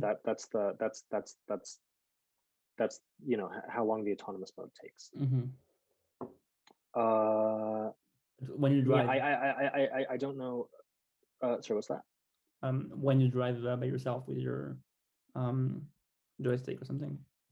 Yeah, so the match is, if I remember this correctly, something like maybe 2 minutes or like 2 minutes 30 seconds, and then the first 30 seconds of the match is autonomous mode. So the robot drives itself. You can't touch the controller. After that autonomous mode is up, you get a loud whistle, and that's when everybody rushes up to the controllers, and then they pick up the controllers and they start driving. Um, so yeah, that's and so I don't know how Cheesy Poofs did their autonomous implementation at the time, but yeah, they're this team out of Silicon Valley. They like have mentors that sort of like you know work at all of these like big Silicon Valley companies. This other team, 118, for example, they get sponsored by NASA, and actually they get to build their robot out of a NASA hangar. So NASA gave them a whole hangar Well, where they can just work out of, and their mentors are NASA engineers, so that's pretty convenient. Okay. I guess I'm not that surprised that your team in Canada. I guess I don't know how many mentors you had, but I guess maybe less than NASA engineers. Yeah, it's Absolutely. tough competition. Yeah. Very, very tough. Although it's pretty. If you know what you're doing, it's not very hard to win a regional event, and the level of like competition at regional events varies a lot, right? If you go down to San Francisco and try to win a regional event there, you're probably not going to make it. But if you go down, but I don't know, if you're in Calgary, Alberta, or if you go down to Mexico, or it's like you pick the events that you compete at. Oh, Right? so there's like some so meta there's like game. kind of a strategic. There's Yeah. a meta game as to like which events you choose to go to, and how many events you choose. But like, surely you're not the first one to think about going to Mexico. Oh, of course not. So you're the system kind of balances itself out. But yeah, Americans. That being said, if you go to San Francisco, you're going to get your ass handed too. Sure, I guess Americans wouldn't go to Canada like by principle, so you can win. Yeah, although we got a few U.S. teams come up, but not very many. Certainly. And yeah, I'm curious just like by pure I know it doesn't reflect how strong your team were and like your capabilities or skills in any way, but I'm curious like how did you rank and at the world's events, and if you're happy with it, or yeah, did you made like for top 50 or something like this, or I don't remember exactly how we ranked the world events. I remember we didn't rank very well. It's tough competition, so it's quite understandable. Yeah. They literally all won their regional events, so they're literally the best teams in the world. Right. Yeah. And so one other kind of, I guess, detail that matters here with like who wins the events. The way that it works is so you have all of these teams play qualifying matches. So it's just like you get you and two other randos playing against three randos. Like you don't get to pick like who your teammates are. And so like you play all these matches, maybe you play like 5 or 10 matches or something. And there's a total of like 80 matches that happens over the course of several days.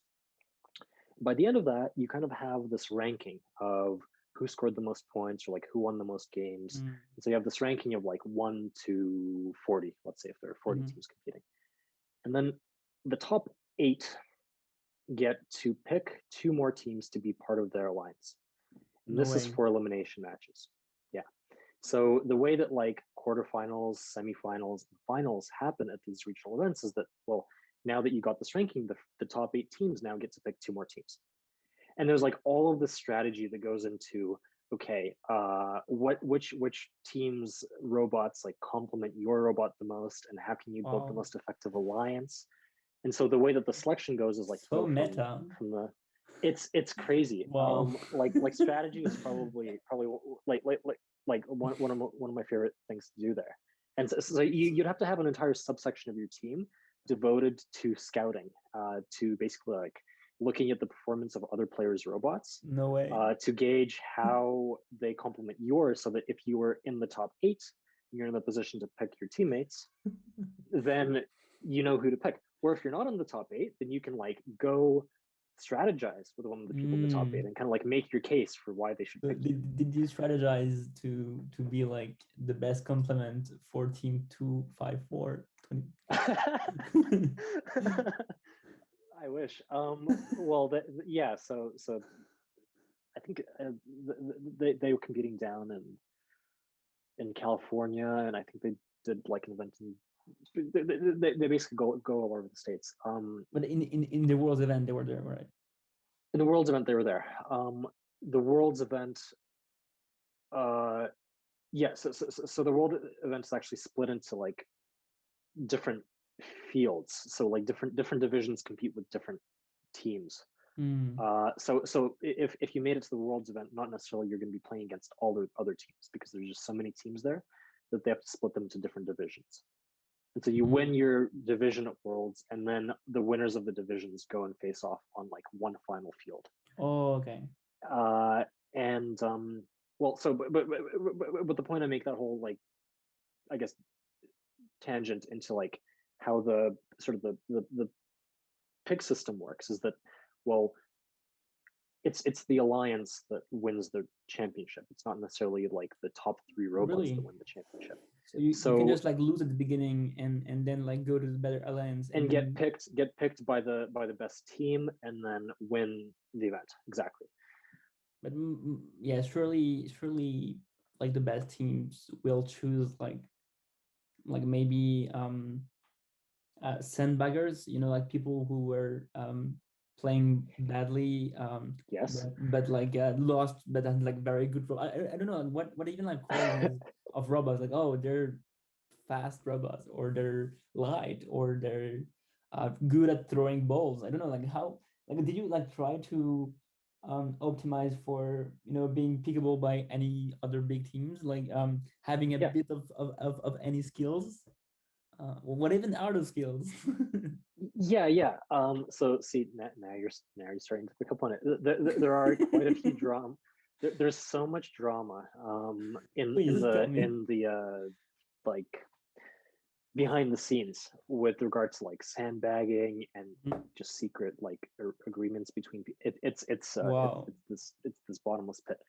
But So the meta on the game is on asleep the like lighter, politics and money. oh, absolutely, it's beautiful. Um, but on the more like I guess Object how level. should we put it? Yeah, like more on the kind of like Robotics, just like science. naive sort of like yeah like robotic science level. You absolutely you know think about how pickable you are when you make decisions about like how to build your robot.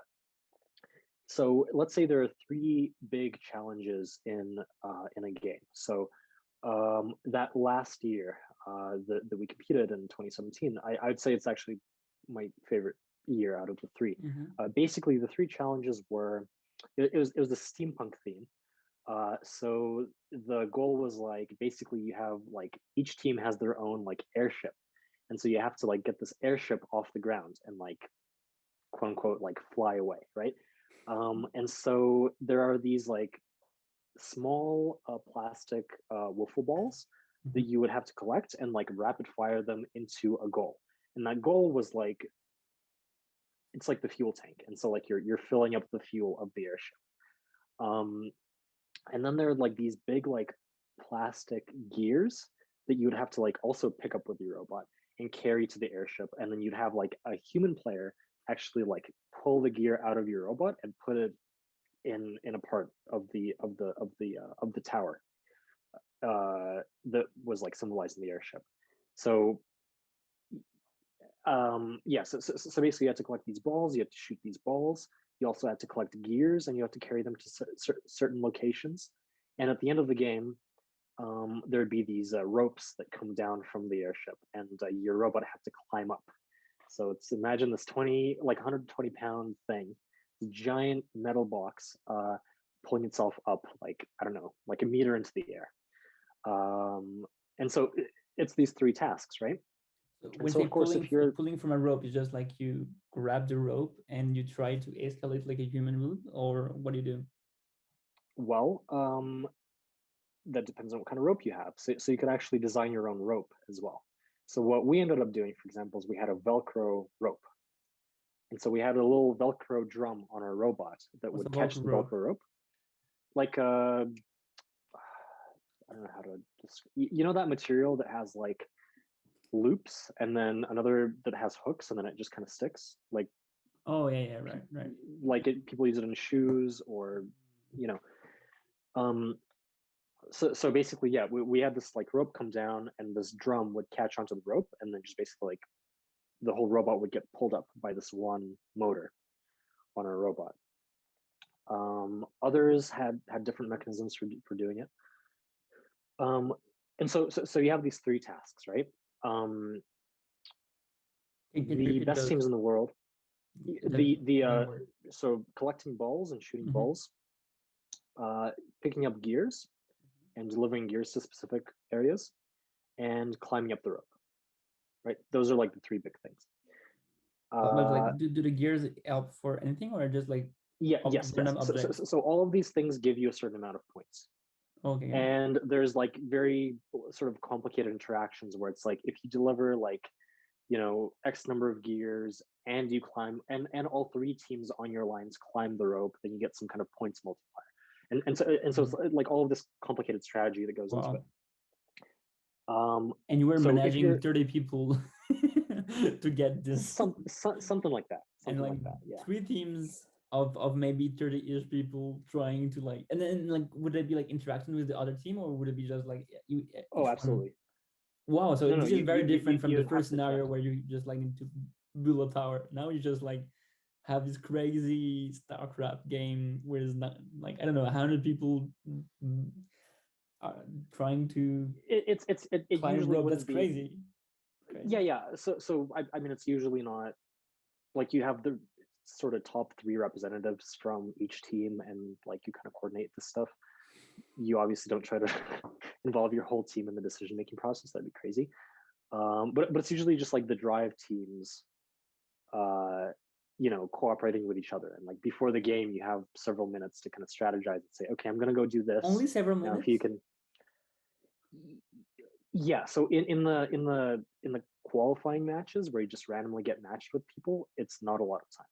In the elimination matches, you actually get breaks where you can, you know, talk to them for an hour or something. Even like a meta game would be like talking to people before the game tournament.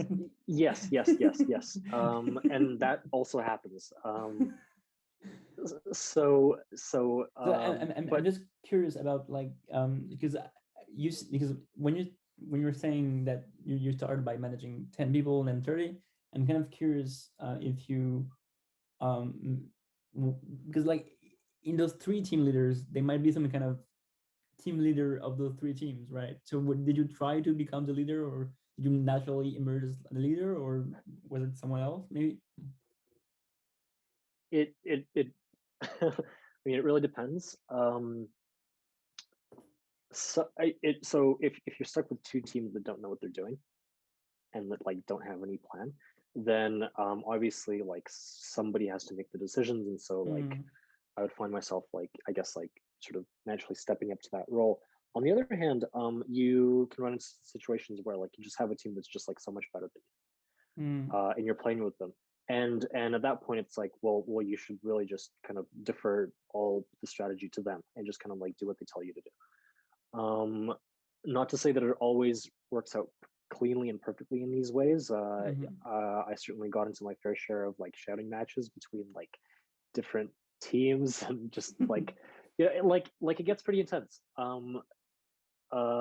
And so yeah, and a lot of people there have very big egos.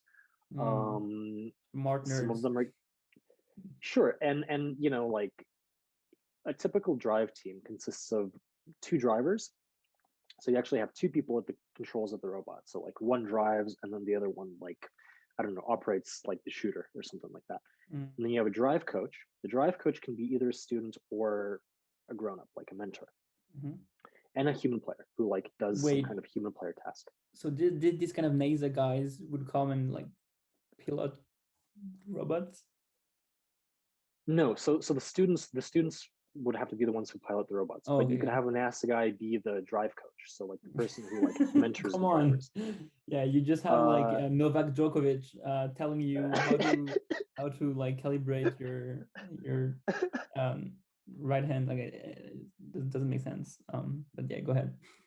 Exactly. So I'm just saying, like, you know, like sometimes like I found myself like, you know, like arguing with just kids, which is fine, but like sometimes you have to argue with adults, and the adult drive coaches probably have bigger egos. And so, you know, that kind of, so it doesn't always cleanly split it into like, oh, there's a, you know, everybody knows what to do and everybody like agrees. Do you But have it's fun. any It's ego? fun to some And extent, I'd say I do. did you have before?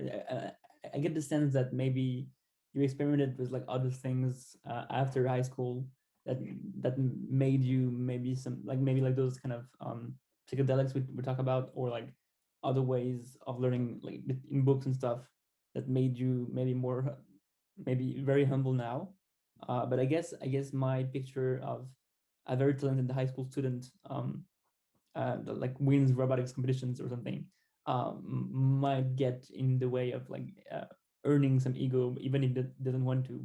So like, did you actually become like very confident and have an ego, or did you like have to fight this person in you, or Well, it's ego is an interesting question. I at definitely least feel like I confidence? have an ego, and I feel well, yeah. So confidence is like the if you're familiar with Russell conjugation or like emotive conjugation, right?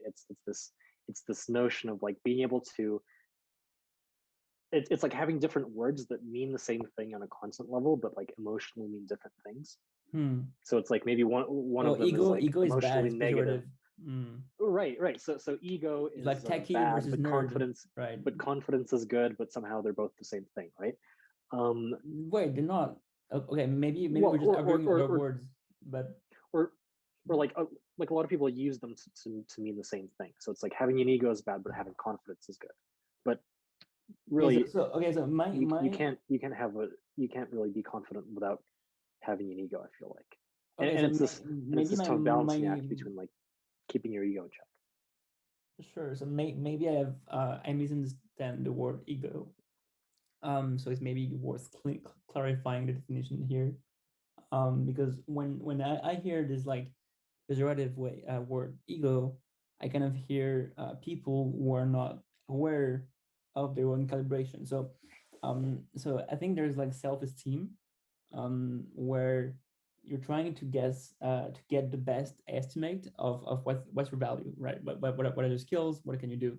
And then there's like self-confidence or like confidence in general, which is how um, how can you talk to people and say like, oh, I'm good at this, like how much can you appear skilled. And so there's like this skill of like appearing skilled, and then there's this skill of like calibrating yourself and knowing where you are, right? And ego in a sense is what I understand from it is miscalibration. So it's like people who have no understanding, not like they have high confidence, but maybe bad self-esteem or like bad calibration on their confidence. And like when you talk about like people with strong egos, they would like not really listen to what you're saying and just think they have the right argument, right? So maybe I misunderstand, but for me, like confidence and ego are somehow different. Maybe in like mainstream culture they're the same thing, but in my understanding they're a bit different. But we're just arguing over a word here. Well, think about it this way. So you, yeah, there's the question of how much you believe in yourself, like how confident you are of yourself and Mhm. the things that you believe and the things that you value. And then there's like how those beliefs actually correlate with reality. Mhm. Um, Interesting. right. And you know, maybe what I've heard a lot of people say is like, well, you should aim to be exactly on that line of like your beliefs correlating with reality. So you should be exactly as confident as like your beliefs let you be, right? Or like your understanding of the world lets you be. But what I kind of noticed in robotics is that, and this gets into like maybe it's like you read about Steve Jobs, and like a lot of people say of Steve Jobs that he had like a reality distortion field, right? Mhm. Where like he would just say things and they weren't true, but like he convinced himself and everybody around him that they were true. Mhm. Uh, and sometimes that led him off a cliff, but sometimes actually that led him to like push through and persevere and actually like achieve these like very impressive things. And so I would always, I mean, having too big of an ego is certainly a problem where like if you are way, way, way more confident than your beliefs actually allow you to be. But if you like place yourself slightly above that line where Mhm. like you're kind of slightly overconfident, Mhm. then actually I feel like that's a much better position to be because you'll actually end up like pushing through and sort of persevering, even if you're wrong, because that the energy will just kind of carry you, Sure. Yeah. if that Yeah. makes sense, you know? I think there are like Um, a bunch of instrumental reasons to appear confident, um, especially when you're in a position of leadership, like Steve Jobs. Then and like there's this whole kind of self-fulfilling prophecy where if you believe you're confident or you believe you're strong, then people will think of you, will have higher you know beliefs about you, and then they will respect you more and help you more, and then you will become more the leader, and so on. So I think you're right. It's like a good trait to have. And so it's almost actually, like you're distorting reality a bit, and mm, then you're letting reality catch up to your distortion of reality. exactly, it's known in the memes as fake it until you make it. You could Sorry say to bring that in. that. But Yeah. yeah, surely, yeah. I guess on Twitter, I read also a lot of people saying, "Oh, confidence. I just realized that confidence is just a thing that you can decide to have." Like I read this like once every month or something on Twitter. People realizing this. Um, I I think I spent a lot of time. So the problem with calibration is if you're miscalibrated, then sometimes you will achieve great outcomes, and then your model will be like, oh, strong update, and oh, well, I'm great at this, and then you will have defeat, and then you will be like, oh no, I suck at this, and then you will like oscillate between those two, and your maybe like your mental health or your confidence will vary. There was like too much variance. So at some point you need to like kind of deeply understand what's your worth, and otherwise there would be like too much um, problems and difficulties in managing your confidence. I don't know, like, how did you feel? Okay, so to go back to your to the original question, did you feel that you become more confident after winning, going to the Worlds twice, and then did you feel less confident after not making into the Worlds the last time? Yeah, I would say that's accurate. And how, like, where are you now? Uh, I mean, hmm. Well, I think that depends on Going deep into personal what I'm trying questions to now. do. In your life How at the moment confident? I mean, how at confident am I that if I were 3 to start p.m. doing Canada robotics time. again, that I would actually have reasonable success versus like how confident am I if I like pick up some new skill? Let's say I, let's say confidence I in like I think that general. confidence is the main. So yeah, so confidence in your ability to I don't know, learn about the world, meet new people, and have an impact in general. Um, yeah, I'd say that I'm reasonably confident um, in that. I mean, I think that the interesting thing with robotics is that it's this sort of there's a framework in place. So your goals are very clearly outlined for you, Mm-hmm. and all you need to do is just kind of design a robot to the spec of the competition, show up to the competition and win the competition. So it's the your path forward is very clear. And I guess one thing that I sort of underestimated coming out of that experience, and sort of I'm only recently just kind of coming fully to grasp this now, is like how much in the real world the path forward is not clear at all, and Mm. and you kind of have to come up with your own path, almost. Your own meaning somehow. You find your own meaning, exactly. You can't rely on these institutions to hand down meaning to you. Of course, you probably could, but it's just like less and less convincing. I don't know. I like when I was in first, I was very I kind of bought into the first propaganda. Like the sort of the Sure. things you get told about, like, you know, uh, recruit kids to your team and like teach them STEM skills, Mm. and I still very much like believe the first propaganda. Mm-hmm. But I just kind of found it harder and harder to believe the propaganda of a university, for example. So I Sure. found that, Mm. well, I have to come up with my own meaning for doing things. And so Mm. there was certainly a period in my life where I was kind of like, I guess, lost and not really knew that well what I wanted to do, what I wanted to Mm. work on, coming off of robotics. But talking to you now, I feel like I, for the most part, know my interests and sort of the stuff that I want to go and chase. At the So moment, yeah. because of that, I'd say that I'm reasonably confident. Sure. I think we have pretty similar kind of ideas of what is useful to focus on now, and what will be like um, significant in the future and will have impact.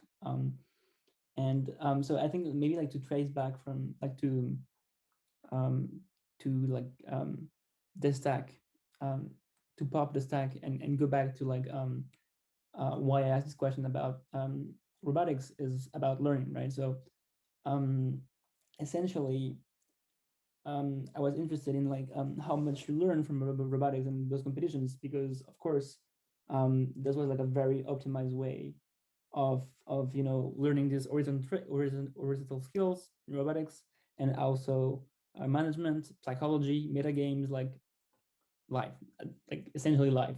um and and then the question is like, how do we and then you found like other stuff, right? So other stuff to learn. And I think there's so to bring back to there's like other parts, there are other aspects to robotics than just like science.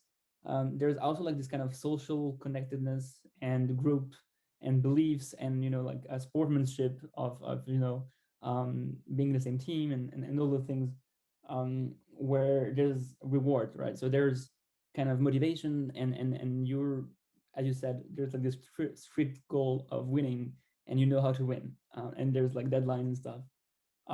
So I guess what I'm interested in is, um, in education.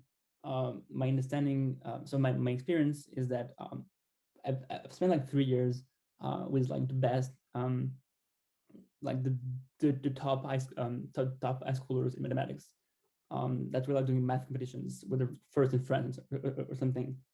And and we were like told that if we were like the best at math, we would go to like the top engineering schools, and then we would like game up, like win at life. Like that's would be like just the end of it.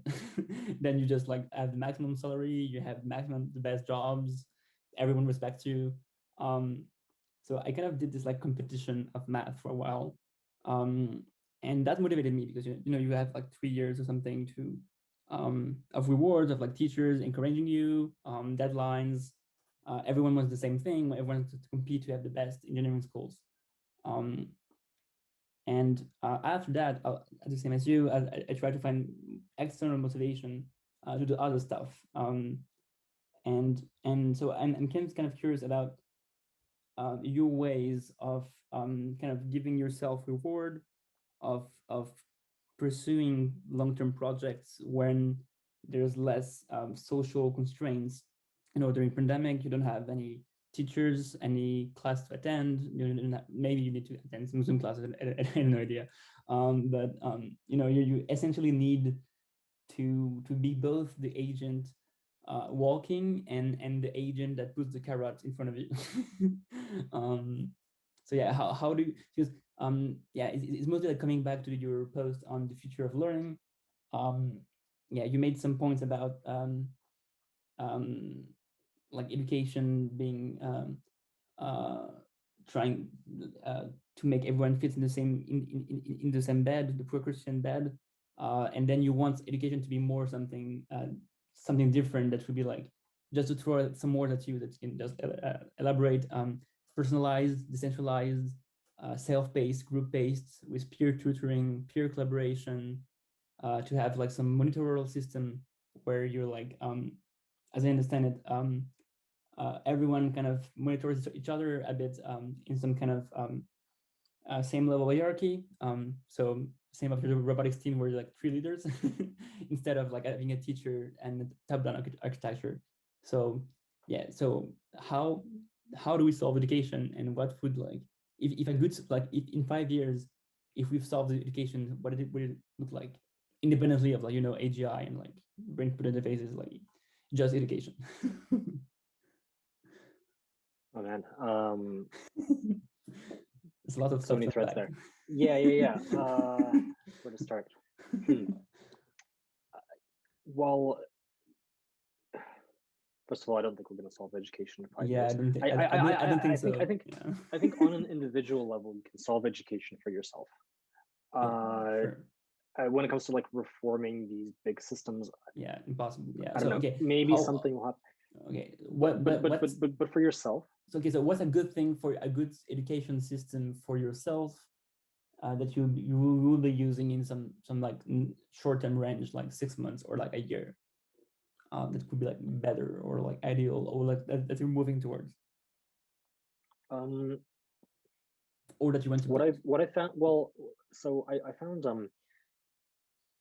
finding small groups of people who are into the kind of stuff that you're into, Twitter. and like working on like Twitter, and working on projects together really helps, because it's sort of it's very hard to motivate like yourself sitting in a room by yourself to like do all these things. But like if you have a small group of people, then you can create some kind of like, you know, sort of like social accountability, right, How do within the you group, find those and kind of people? like Why do those people will stick build together? up momentum.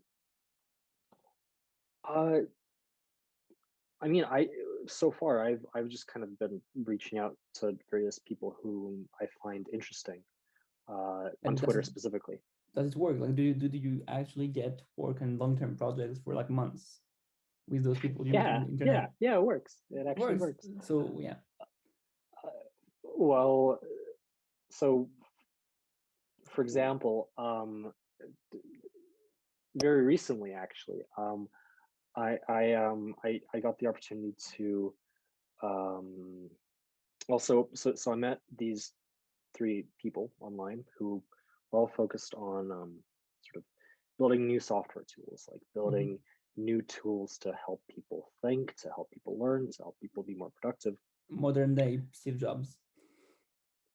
Yeah, or like more trying to pick up, uh sort of the torch from where, folks like, Doug Engelbart, for example, or Alan Kay, or like, you know, like some of these like very early, personal computer pioneers have Mm, left it, and basically saying, well, you know, it's like there's so much creativity back then, like so much potential for where mhm. personal computing could go, and then it kind of like stagnated and became very like Yeah, sort of monotone, and I'm not like sure let's if try to Alan bring that Kay back. was the same as like the Bell Labs era.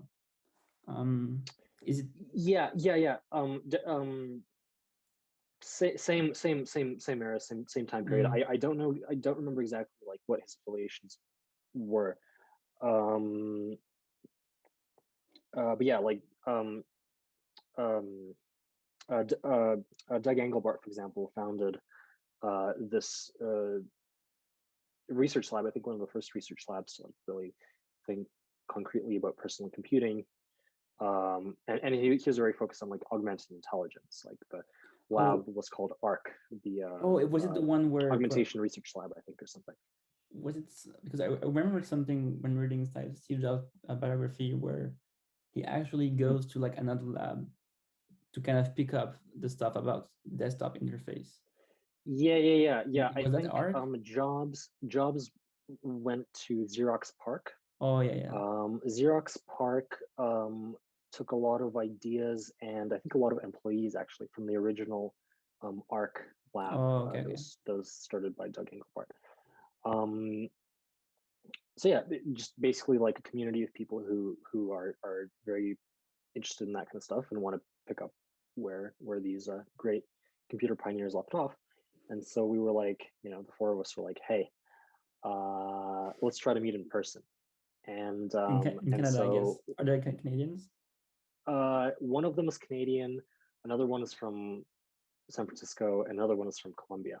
The person from Colombia was like, hey, you guys should all come down to my home in Colombia. And let's just like work out of my home and sort of like try to come up with different software ideas. And so I did that. I got the opportunity to go and do that. You went to Colombia? I went to Colombia in mid-February of this year. I actually got back from Colombia on April 1st of this year, 22 days ago. No way. No and way. that whole thing. I don't buy it. I don't buy it. You went to Colombia. So when I last talked to you, were you still in Canada? Were you already in Canada? Yes. I was already in Canada. Yeah. And you were just like recently in Canada. Okay. And in Colombia. Yeah. And how did you have like parents supporting you, or did you like make money in Colombia, or I had savings, and so I cool, you know, was able to support myself on those savings. And so you just, okay, my, so my when parents you're saying definitely did not support a spontaneous trip down to Colombia. but my point is like this whole thing happened, right? I thought it was like a 1 month project. It's like a 1 year project with random guys on the internet, and you travel to another continent. Oh, it's in the same continent, but like very far away. And the guy, you just talk to him on Zoom or something like that. We met over Twitter. The guy who like organized all this, his name's Aslan Elza. Very like creative, generative guy. Learned a lot from him. But basically, he had this idea of like starting learning groups where we would just like meet up on Zoom, talk about a particular topic. So, for example, we would talk about the future of learning. There was another group where they talked about architecture, and another one where they talked about learning Chinese. And so through these learning groups, we kind of got to know each other, and developed, like, became friends over these groups. And then after that, we were like, hey, let's like meet up and work on projects together. And like take a plane to Colombia. Exactly. So I just and it was just, it turned out to be this like really cool opportunity to just kind of like like sit there and like learn from each other and just brainstorm ideas, and build your own wouldn't have happened without Twitter. Colombia. Yeah, exactly. And I mean, like, unfortunately it didn't kind of like go sort of for like as long as like I was kind of planning it like to go for, but like it's still like such a cool example of like being able to just meet people on the internet and then get together, actually meet in the physical world, and then build stuff together, learn together, sort of bounce ideas off of each other. I'm not that surprised that okay, so I'm pretty surprised that you went far away and spent 1 year there. I think one not 1 year, a month and a half. So I went there mid-February, came back April 1st. Yeah. Oh, sorry. Okay, so I thought it was kind of short. It was last year February too. Okay, so no. 2 months and a half. Okay, cool. But it's still impressive, and I guess the other Canadian and the American, they also went there, so, which is even crazier, right? Or they stay home. Yeah. Like, there's basically 3 people who came down. One who was already there. Yeah. Can you repeat the name of the guy? Because I'm very, I tried to Google on your followers, but I'm not very good at it. Maybe you can tell me afterwards, so he's not publicly. Sure. Yeah. Yeah. I think it's better that way. The okay, all right, sure. Oh, Uh, do whatever you want. oh well, yeah. Okay, the person who's also from Canada, his name is Aslan Elza, and he's I don't know. I'd recommend everyone go to his like Twitter because he's just doing so many like cool things. But Oh, Aslan? No, I'm very bad at typing. Just send me in the chat. Yeah. Um, and yeah, and so we he's friends with this person down in the States named Matthew, and they were part of this other kind of I guess experiment in learning called School 2.0, and it is basically from what I heard of it, it's this big, I guess, meetup of I don't know, like 30 people or so down in New Mexico, and they like rented out this big Airbnb house in New Mexico, and they just spent several months there, just kind of making things. Is it the thing from? So I'm googling it, and it says it's from the Thinking Stick. Is it the same school? So there's like there's a School 2.0 from a website called the Thinking Stick, where I partner with organizations in helping us to understand the changing nature of learning by working together in long-term embedded professional development. Maybe not. I don't I'm not exactly sure. I don't know that much about them, so Okay. so I don't want to like say something that's wrong. But yeah, like the point is, there are a lot of these kind of like groups that are forming now where people with common interests meet online, and then they get together and actually like how do you actually talk to each other? Discord? Yeah, Discord or Zoom. And so you just like have this like weekly meeting where you discuss how to improve education, how to optimize for learning, and you just reached out to this guy on Twitter because he was like he had like learning in his bio or something, or a cool timeline, something like that. Yeah. The learning groups would basically consist of like picking out several papers to kind of go over and read, and then have a group discussion about those papers. So, for example, in the future of learning group, the papers would have to do with like the ways in which people learn, or maybe it's like some excerpt out of a book or something, and then we would like all discuss it. And is it part of, because there's I've listened to I guess one of your podcasts on Spotify. There was one on perception. And I guess you were discussing one paper with someone. Was it part of this thing or something separate? No, that was separate. That was just okay, out of interest. Not like connections. Interesting. And yeah, what's your So what's your relationship with Twitter? Like how long have you been there, and how do you meet people there? What was actually to repeat the question? I Oh, okay. Should we stop?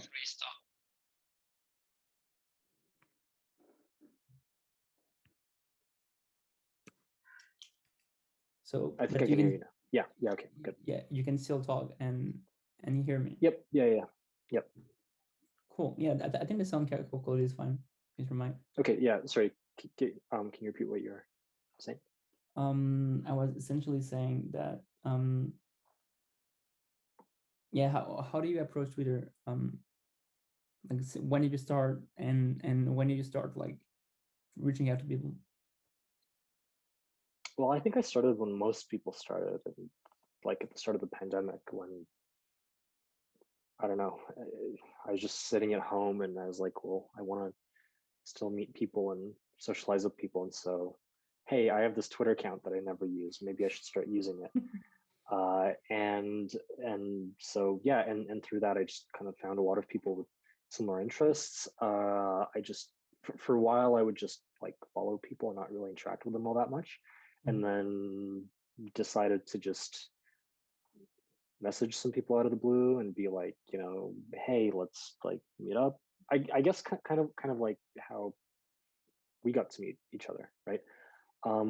Because or I had a sometimes like, calendar link on my Twitter bio, but if I didn't have, would you have messaged me and send a DM? Maybe it's like more high effort, right?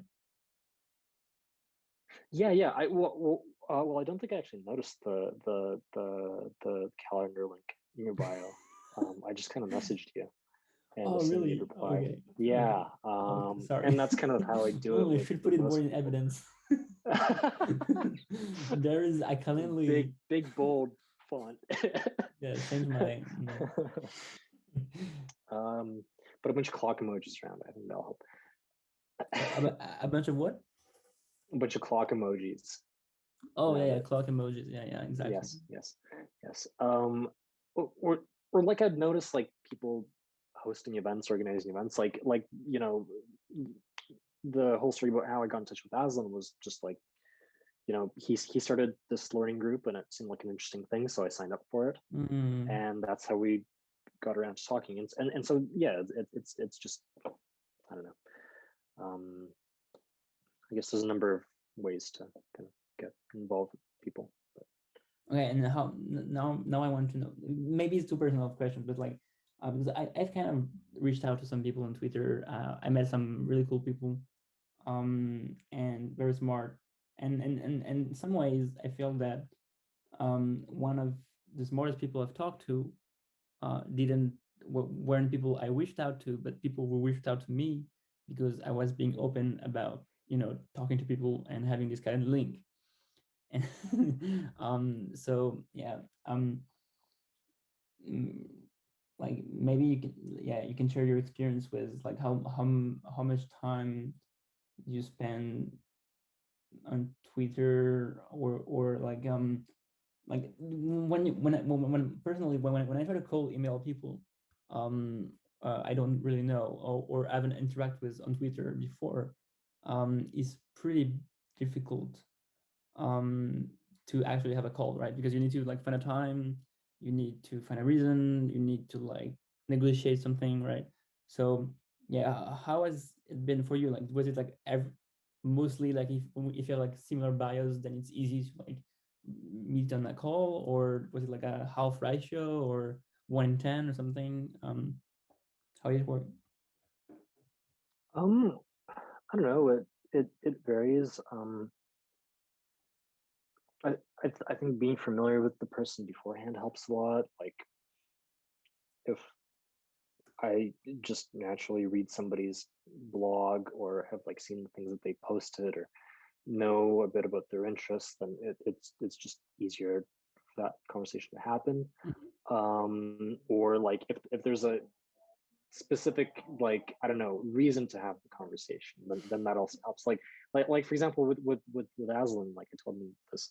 um I kind of like, because I've been following him for a while, but I didn't couldn't really think of a reason to actually reach out to him, and then he was like organizing these learning groups, and so I thought, wow, like this would be just a great opportunity to just learn together and get to know each other.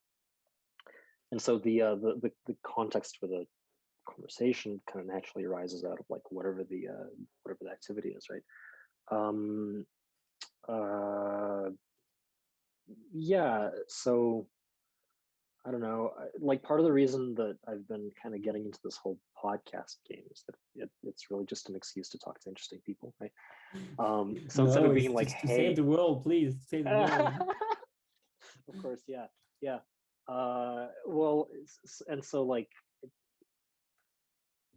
I don't know, maybe saying, hey,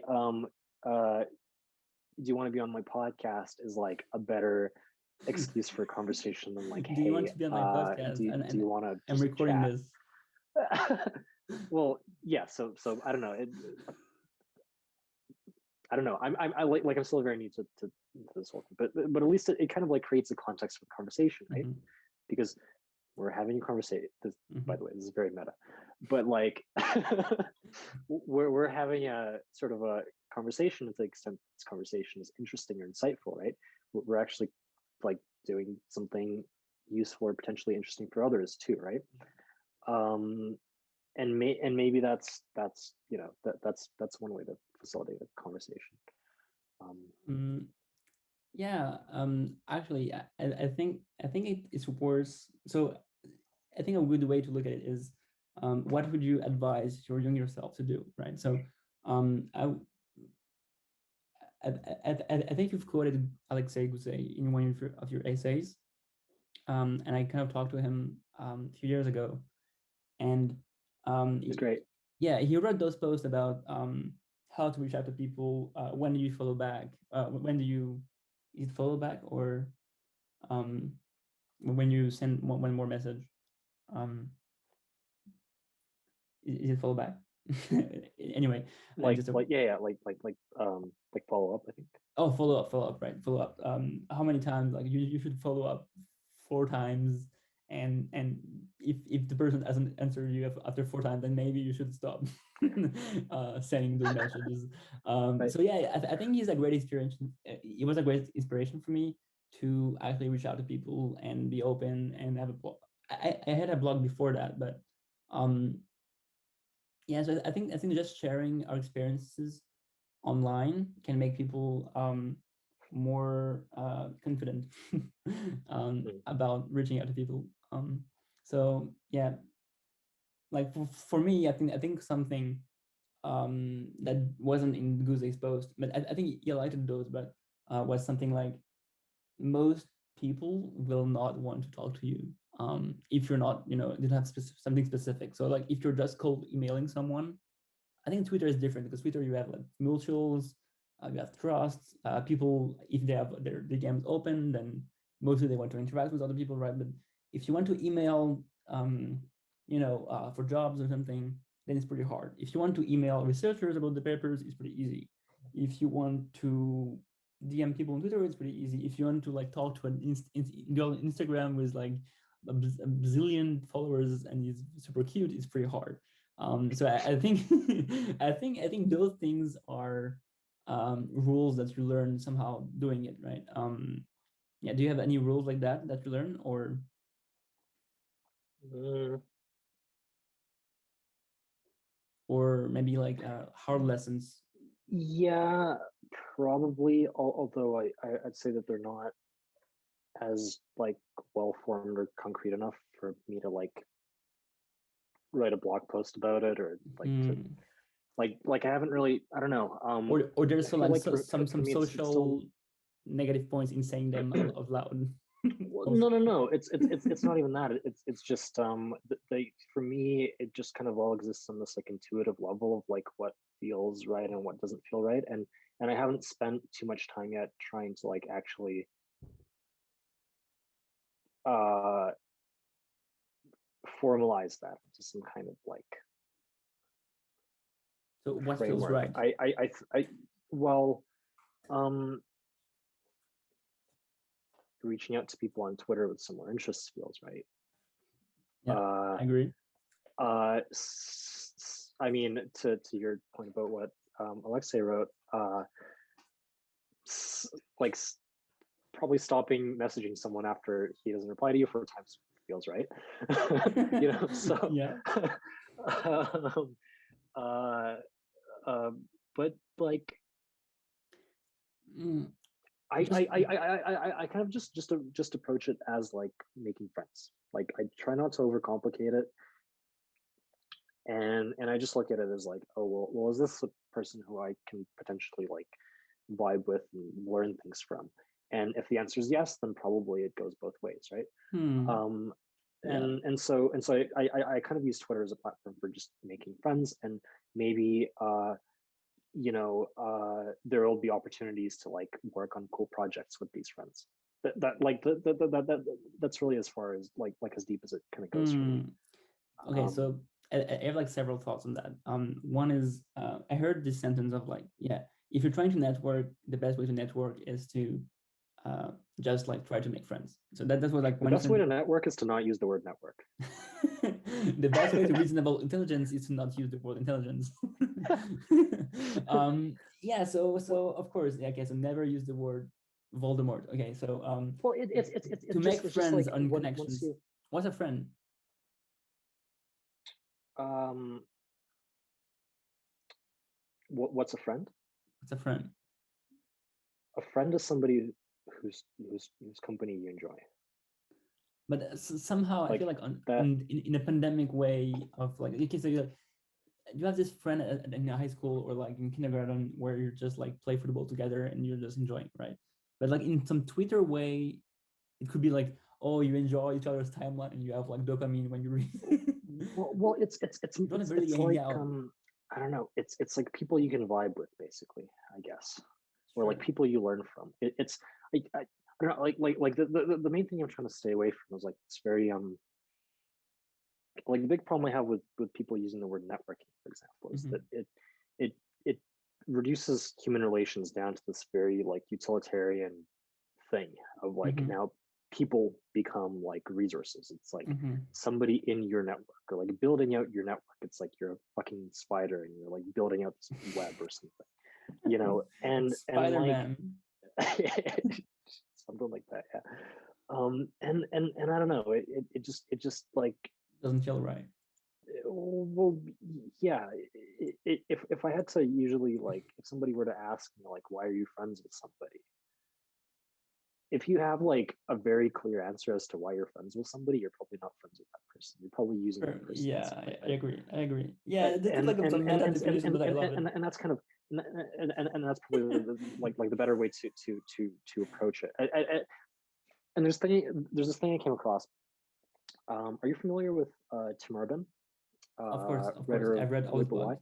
Y? Yeah, yeah. Yeah. So you know how he talks about Oh the yeah, traffic this test. rule of like of like stopping wanting the car not to Yeah, stop.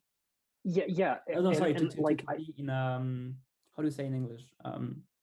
In a traffic something. Being stuck in traffic with someone, that means you're actually a friend. If you want to go home, you're not friends. If you want to stay in traffic talking with this person, then you're friends. yeah. So I guess just to I like just like very quickly like yeah like explain it for the people who haven't heard of this. It's just basically like yeah if you're hanging out with someone and it like comes time to like either drive them home or like call them cab or something, like you end up hoping for traffic because it's an excuse to talk to that person more, right? Mhm. And I found that to like to be a very good kind of rule of thumb for friends, Sure. I think, you know. I have like obvious counter arguments of like being friends with someone makes you happy, and so if you like you can like building like you can instrument like if you're not so there's like I think I'm making a distinction between being utilitarian in the sense of having an impact, having a good career and those things, and being utilitarian in the sense of like maximizing pleasure, and in somehow having friends and this like traffic thing would be more like qualitative and like a conscious experience, whereas the other is more like maximizing money, maximizing career, maximizing impact, and you're trying to building a distinction between those things, and one feels right and Mm, one mm, doesn't mm, feel right. mm. Whereas And maybe there's a distinction between friends and colleagues. sure, yeah, You have a little, yeah.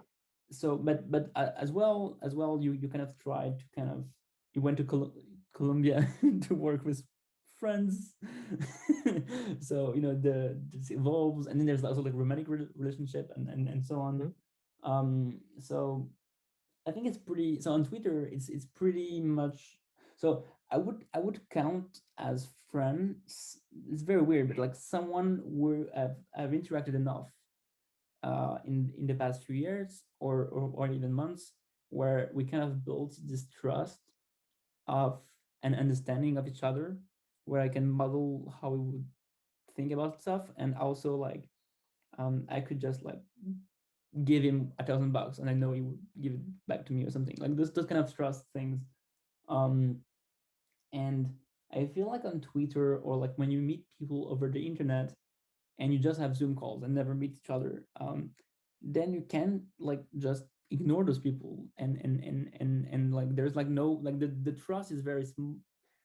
The connection is quite small in some sense. So like I had like Twitter romance in some ways, where we just like each other tweets and chatted a lot for like a couple of months, and then like never came back. So I think there's this thing about like high school, um, um, university, and so on, where you like kind of build this trust for years, where you know each other, you're part of the same social group, and then you're in this kind of same spider web, So you cannot just like ignore this person because you're in the same social circle, right? And on this Twitter, we have the same like, I guess we're both in maybe some kind of um, dark enlightenment slash effective altruism slash rationalist slash uh, um, AI slash brain computer interface slash neuroscience slash learning community where it's like if I want to ignore you tomorrow, I'll probably see your tweets someday, right? And we have like mutual connections, so like I might end up talking to Yasmin. If you're hearing this, we might have like talk about Sav and how you talk about Sav tomorrow, and we're building this whole net of people. Um, so yeah, I think it's the whole network part is important. Sorry, not that network, but like web. Well, yeah. Like I see what you're saying. It's like if you're, it's like, to what extent are your lives sort of intertwined, Dependent. right? Yeah. Can you remove a node? Can you remove the node? Like do you can you like exactly. Yeah. if I give you $1,000, is there a way to reach out to you by your mom, your friends, where I can like ruin your life if you don't give me back your $1,000? Or are we just like Right. distant, too distant for me to like have any impact in your life, and I would just like need to spend $1,000 in plane travel to just like get back my $100?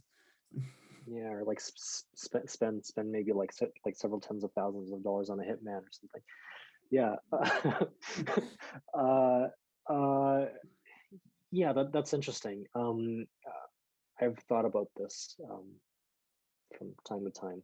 But yeah, like you certainly have networks of people uh, who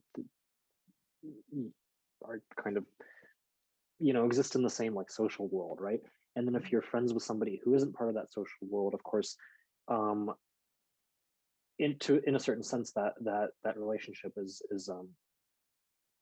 well, you have to be very very kind of diligent in sort of keeping up with this person, right?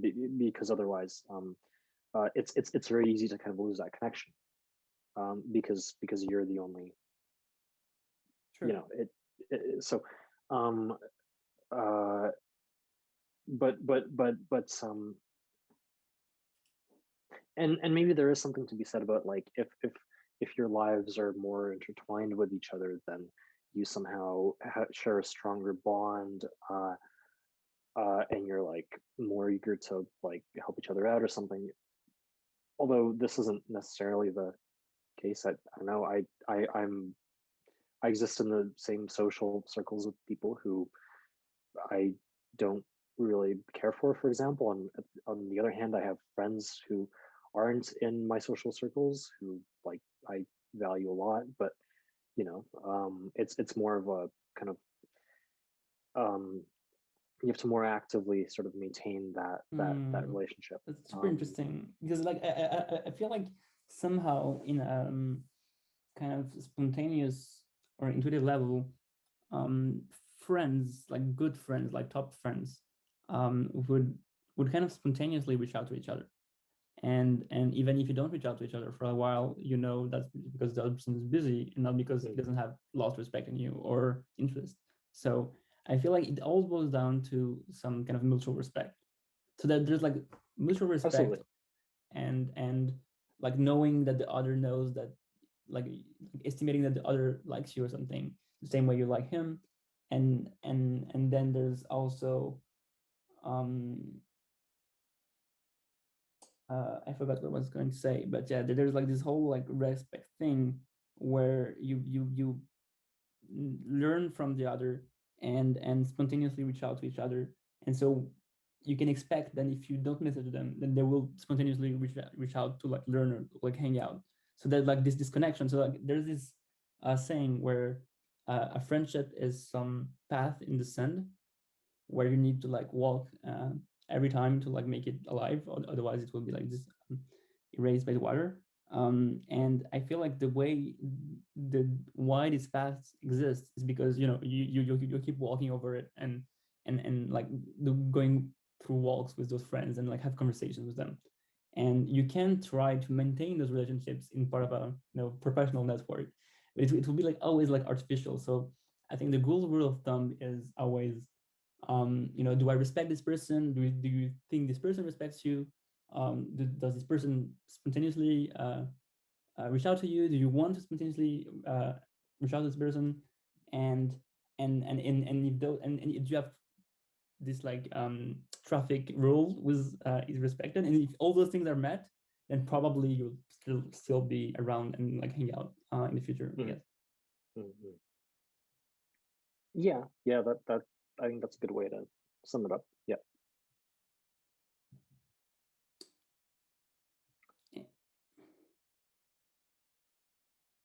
Yeah, I mean, yeah, I usually, I mean, the sort of like the very simplistic model that I just always keep reverting back to is like, well, like, do I vibe with this person? Yeah, Basically. vibe. I think the vibe is And that's, I don't know, that's kind of a very ambiguous thing, and like you could probably try to deconstruct it as to like, well, why do you vibe with this person? But you know, it's did you have I don't know. this vibe definition before taking any psychedelics? And Interesting. also like I can let you think about it, because so yeah, we've been talking for a while, and I need to eat something, or just like go to the toilet, or something, and I'll get me back in like 2 minutes. But then it depends on like how tired you are from like talking for like 2 hours or 3 hours. Mm-hmm. Was it 2 hours? I don't know. I haven't been keeping track. We I think had it's this, three. I think 3 hours and a half, maybe. Yeah, yeah, I'm not yeah. sure. But yeah, I can We I can just like take a break, and covered a then lot we of ground. decide what we do. Um, Sure, sure. but maybe you can tell me how you're feeling, if you're tired, and essentially, I think we can wrap up the conversation with um, from friends, because I wanted to talk about interface theory of perception, and how, as friends we can not we're not okay. I would define us as friends right now, and how we interact through this like interface of Zoom and those things. And I think that could like finish the conversation. So I would give last 20 minutes or something to finish the conversation, if that sounds good to Sure, you. sure. Yeah, that sounds good. Yeah, I'll be back in a few minutes. All right, sounds good. And feel free to take a So, break also, like 5 minutes or yeah, something. Or yeah. I um, usually just like edit have after. like so many problems with actually like falling asleep. Like Yeah. like I'm such a night owl that like even if I choose to go to bed at like 12, I usually end up falling asleep around like 3 or 4 anyway. So it usually just makes sense for me to just stay up until 3 or 4 working. That's so what. So like just what Or you're. or or or take pills if I had some, but unfortunately I don't have any. So I'm Well, at the mercy of my weird circadian rhythm. damn it, very bad. Um, well, yeah. What I was, so I guess the mechanisms of sleeping are, for me, the things that work are mostly like yeah, melatonin, or um just like there's like this like exercising thing, or just having a routine. But like, yeah, anyway, we're not going into that territory.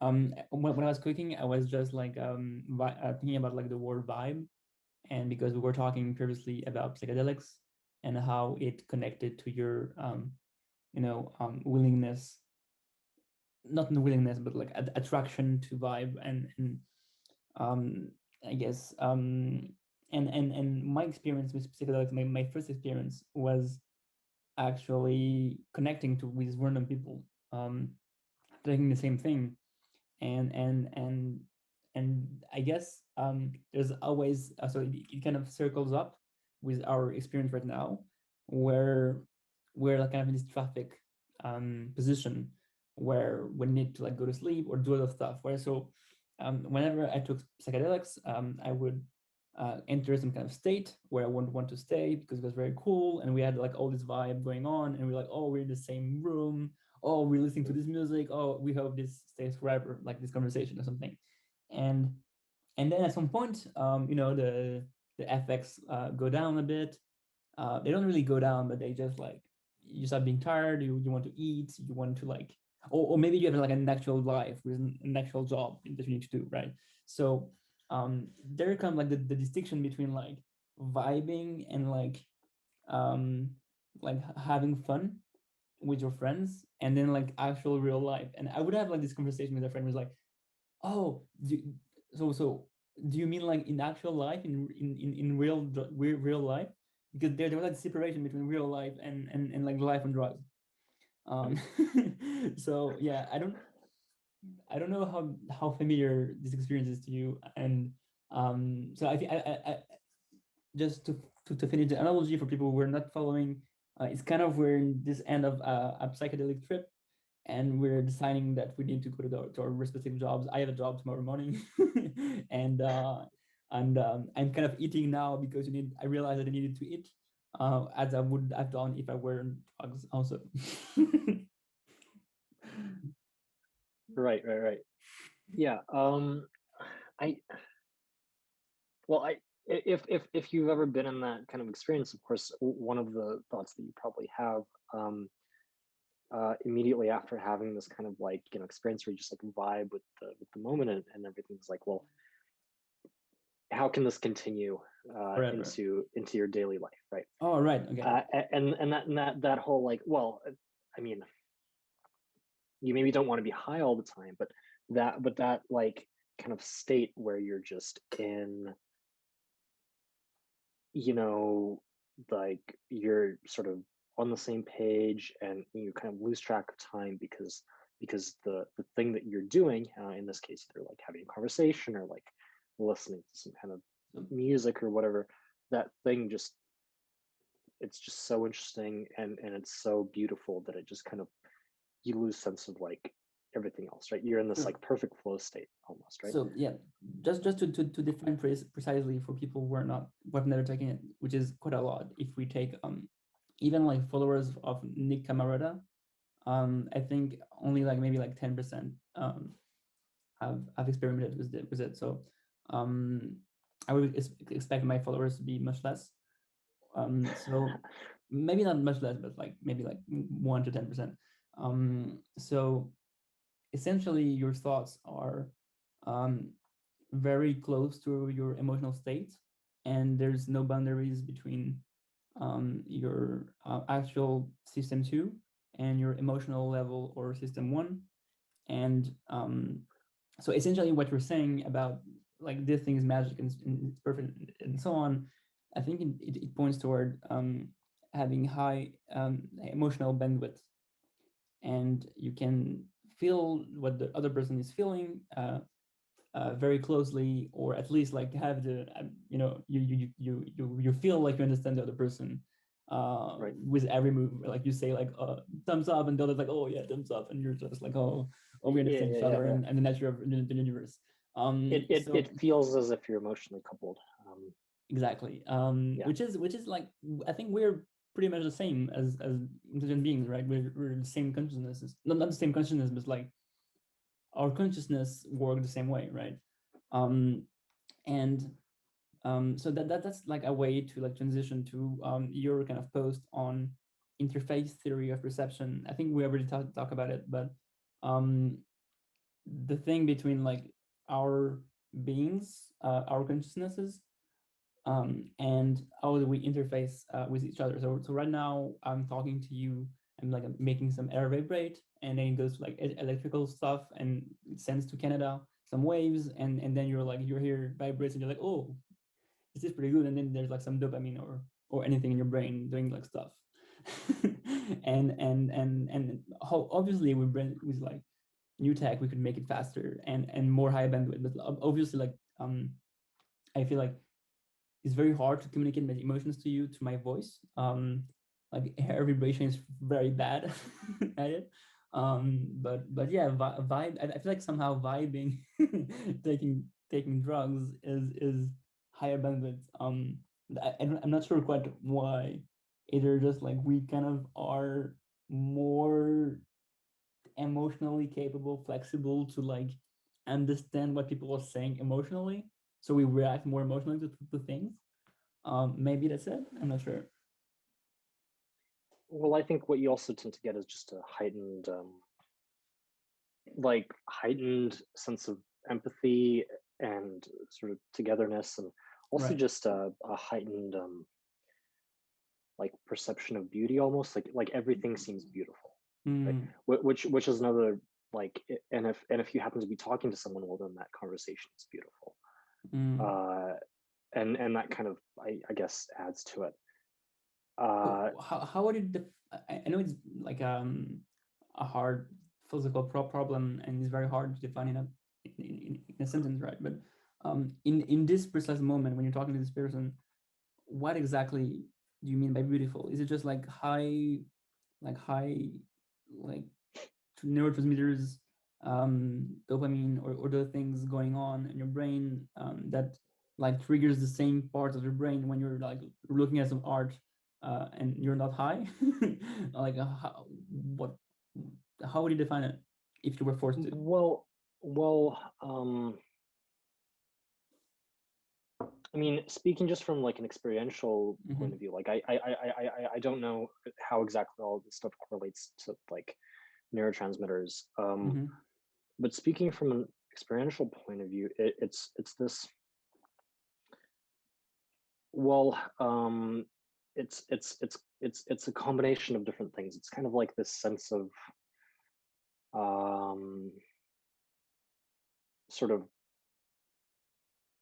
like cohesion and togetherness, and it just well, um, actually in that post about doing a summary of Maslow's peak experiences book, I kind of touch on this. Maslow did research on Mm. people undergoing peak experiences, and what he's noticed is that a lot of people tend to report feeling the same kinds of things, or like feel just having the same kinds of values, or the same kind of you know thoughts on peak experiences, whether they be through psychedelics or through some kind of like spiritual experience. And so let me see if I can just like bring those up quickly and kind of like read them off, because Go ahead. I think they kind of get at I guess like what I mean by beauty. um let's see. Yeah, okay, so, and this is reading from Wikipedia. He listed the B values as truth, so honesty, reality, simplicity, richness, oughtness, goodness, which is like, again, like it has all the imagine all these terms as like this like just kind of densely like related network, all trying to Mm. get at some kind of one concept. Mm. So beauty, rightness, form, aliveness, simplicity, richness, wholeness, process, spontaneity, self-regulation, novelty, idiosyncrasy, uniqueness, perfection, justice, simplicity, effortlessness, playfulness. So it's like this. It, I mean, saying all these things kind of paints a picture of a particular kind Mm. of state of mind, I guess. Um, I get it. and that's what I mean when I say like beauty, or some kind of Hmm. like vibe, I guess.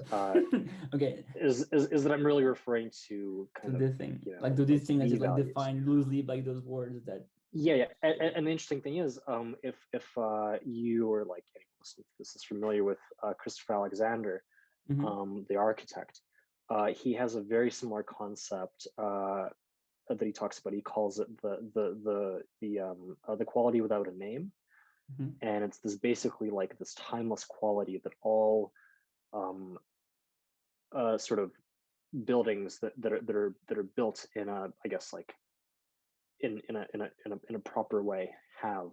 And he's really like looking at it from a point of view of design. Mm. So there's this really interesting parallel between design of like your external environment and how you feel internally. um So like uh for him, like most people that would look at those buildings that were built the right way would kind of feel this beauty on average. yeah.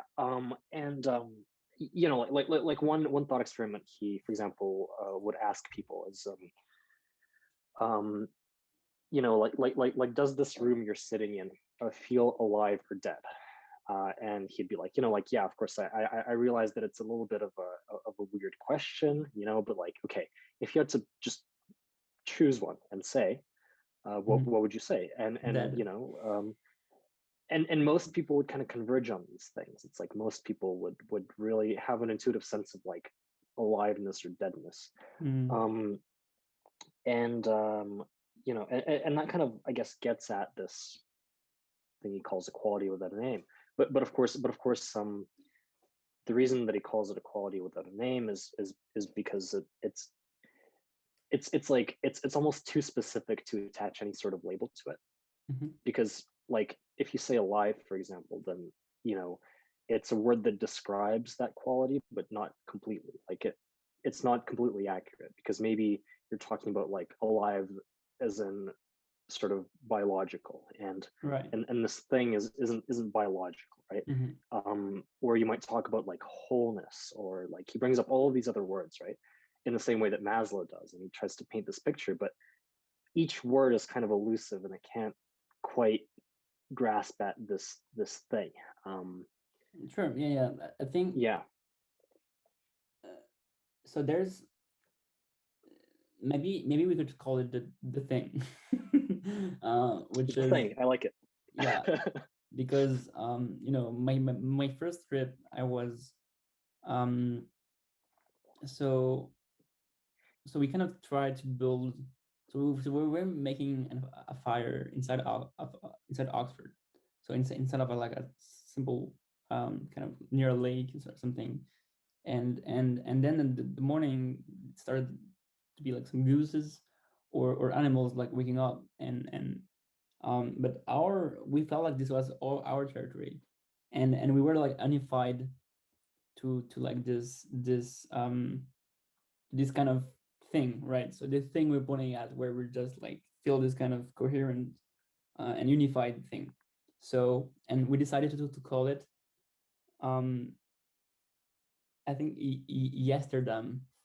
So it's like Amsterdam, but for yes, and yes, like when you say like thumbs up Ah. and those things, was like kind of pointing at the thing, which is like positiveness, wolfness, and acceptance, right?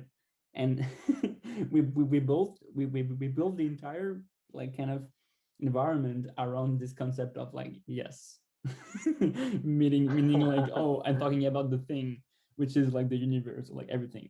And so when I think about the yes, like personally, I think about why is there something rather than nothing, and I feel like there is definitely something I can say about the universe, is that there is not there's something going on. There's a one, and not zero. And if we can talk about at least two things in the universe, would be like not having anything and having at least something, and we're in this one. um so that was like how I would approach this kind of this kind of thing. But yeah, it's kind of, I kind of understand the Maslow definition. Well, um it's like we make value judgments, and those value judgments then define like what is like good and evil, and what is beautiful and what is ugly. mhm. And really it just comes down to like, yeah, like you either saying yes or no to a particular thing, a particular experience. Mm. There's actually one of my favorite quotes actually touches on this exact thing. Um, and this is from The Fountainhead, written by Ayn Rand, and there's a kind of a little excerpt in there. And goes like this: what you feel in the presence of the thing you admire is just one word, yes. The affirmation, the acceptance, the sign of admittance. And that yes is more than an answer to one thing. It's kind of amen to life, to the earth that holds this thing, and to the thought that created it, to yourself for being able to see it. But this ability to say yes or no is the essence of all ownership. It's your ownership of your ego, your soul, if you wish. Your soul has a single basic function, the act of valuing. yes or no. I wish or I do not wish. You can't say yes without saying I. And so there's no affirmation without the one who affirms. And in the sense, everything to which you grant your love is yours. And so it's this kind of like going through life by making these sort of binary value judgments. And so yeah, I feel like that kind of relates to what you were saying. Definitely, and I think this quote is so beautiful that we should probably end on this note. I like it. It was a pleasure to have you here. I hope it's not our last conversation and not our last podcast. Um, I'll probably publish this next week, or maybe even this week if I'm no, maybe probably like next week. And yeah, I wish you a like pleasurable evening and a lot of yes, a lot of love, and success. Well, thank you very much. Yeah, it was really fun to do this. So I hope that it's as fun to listen to this as it was to talk to you. And yeah, like thanks for inviting me on. This is really fun. Have a good one. See you, man. See ya.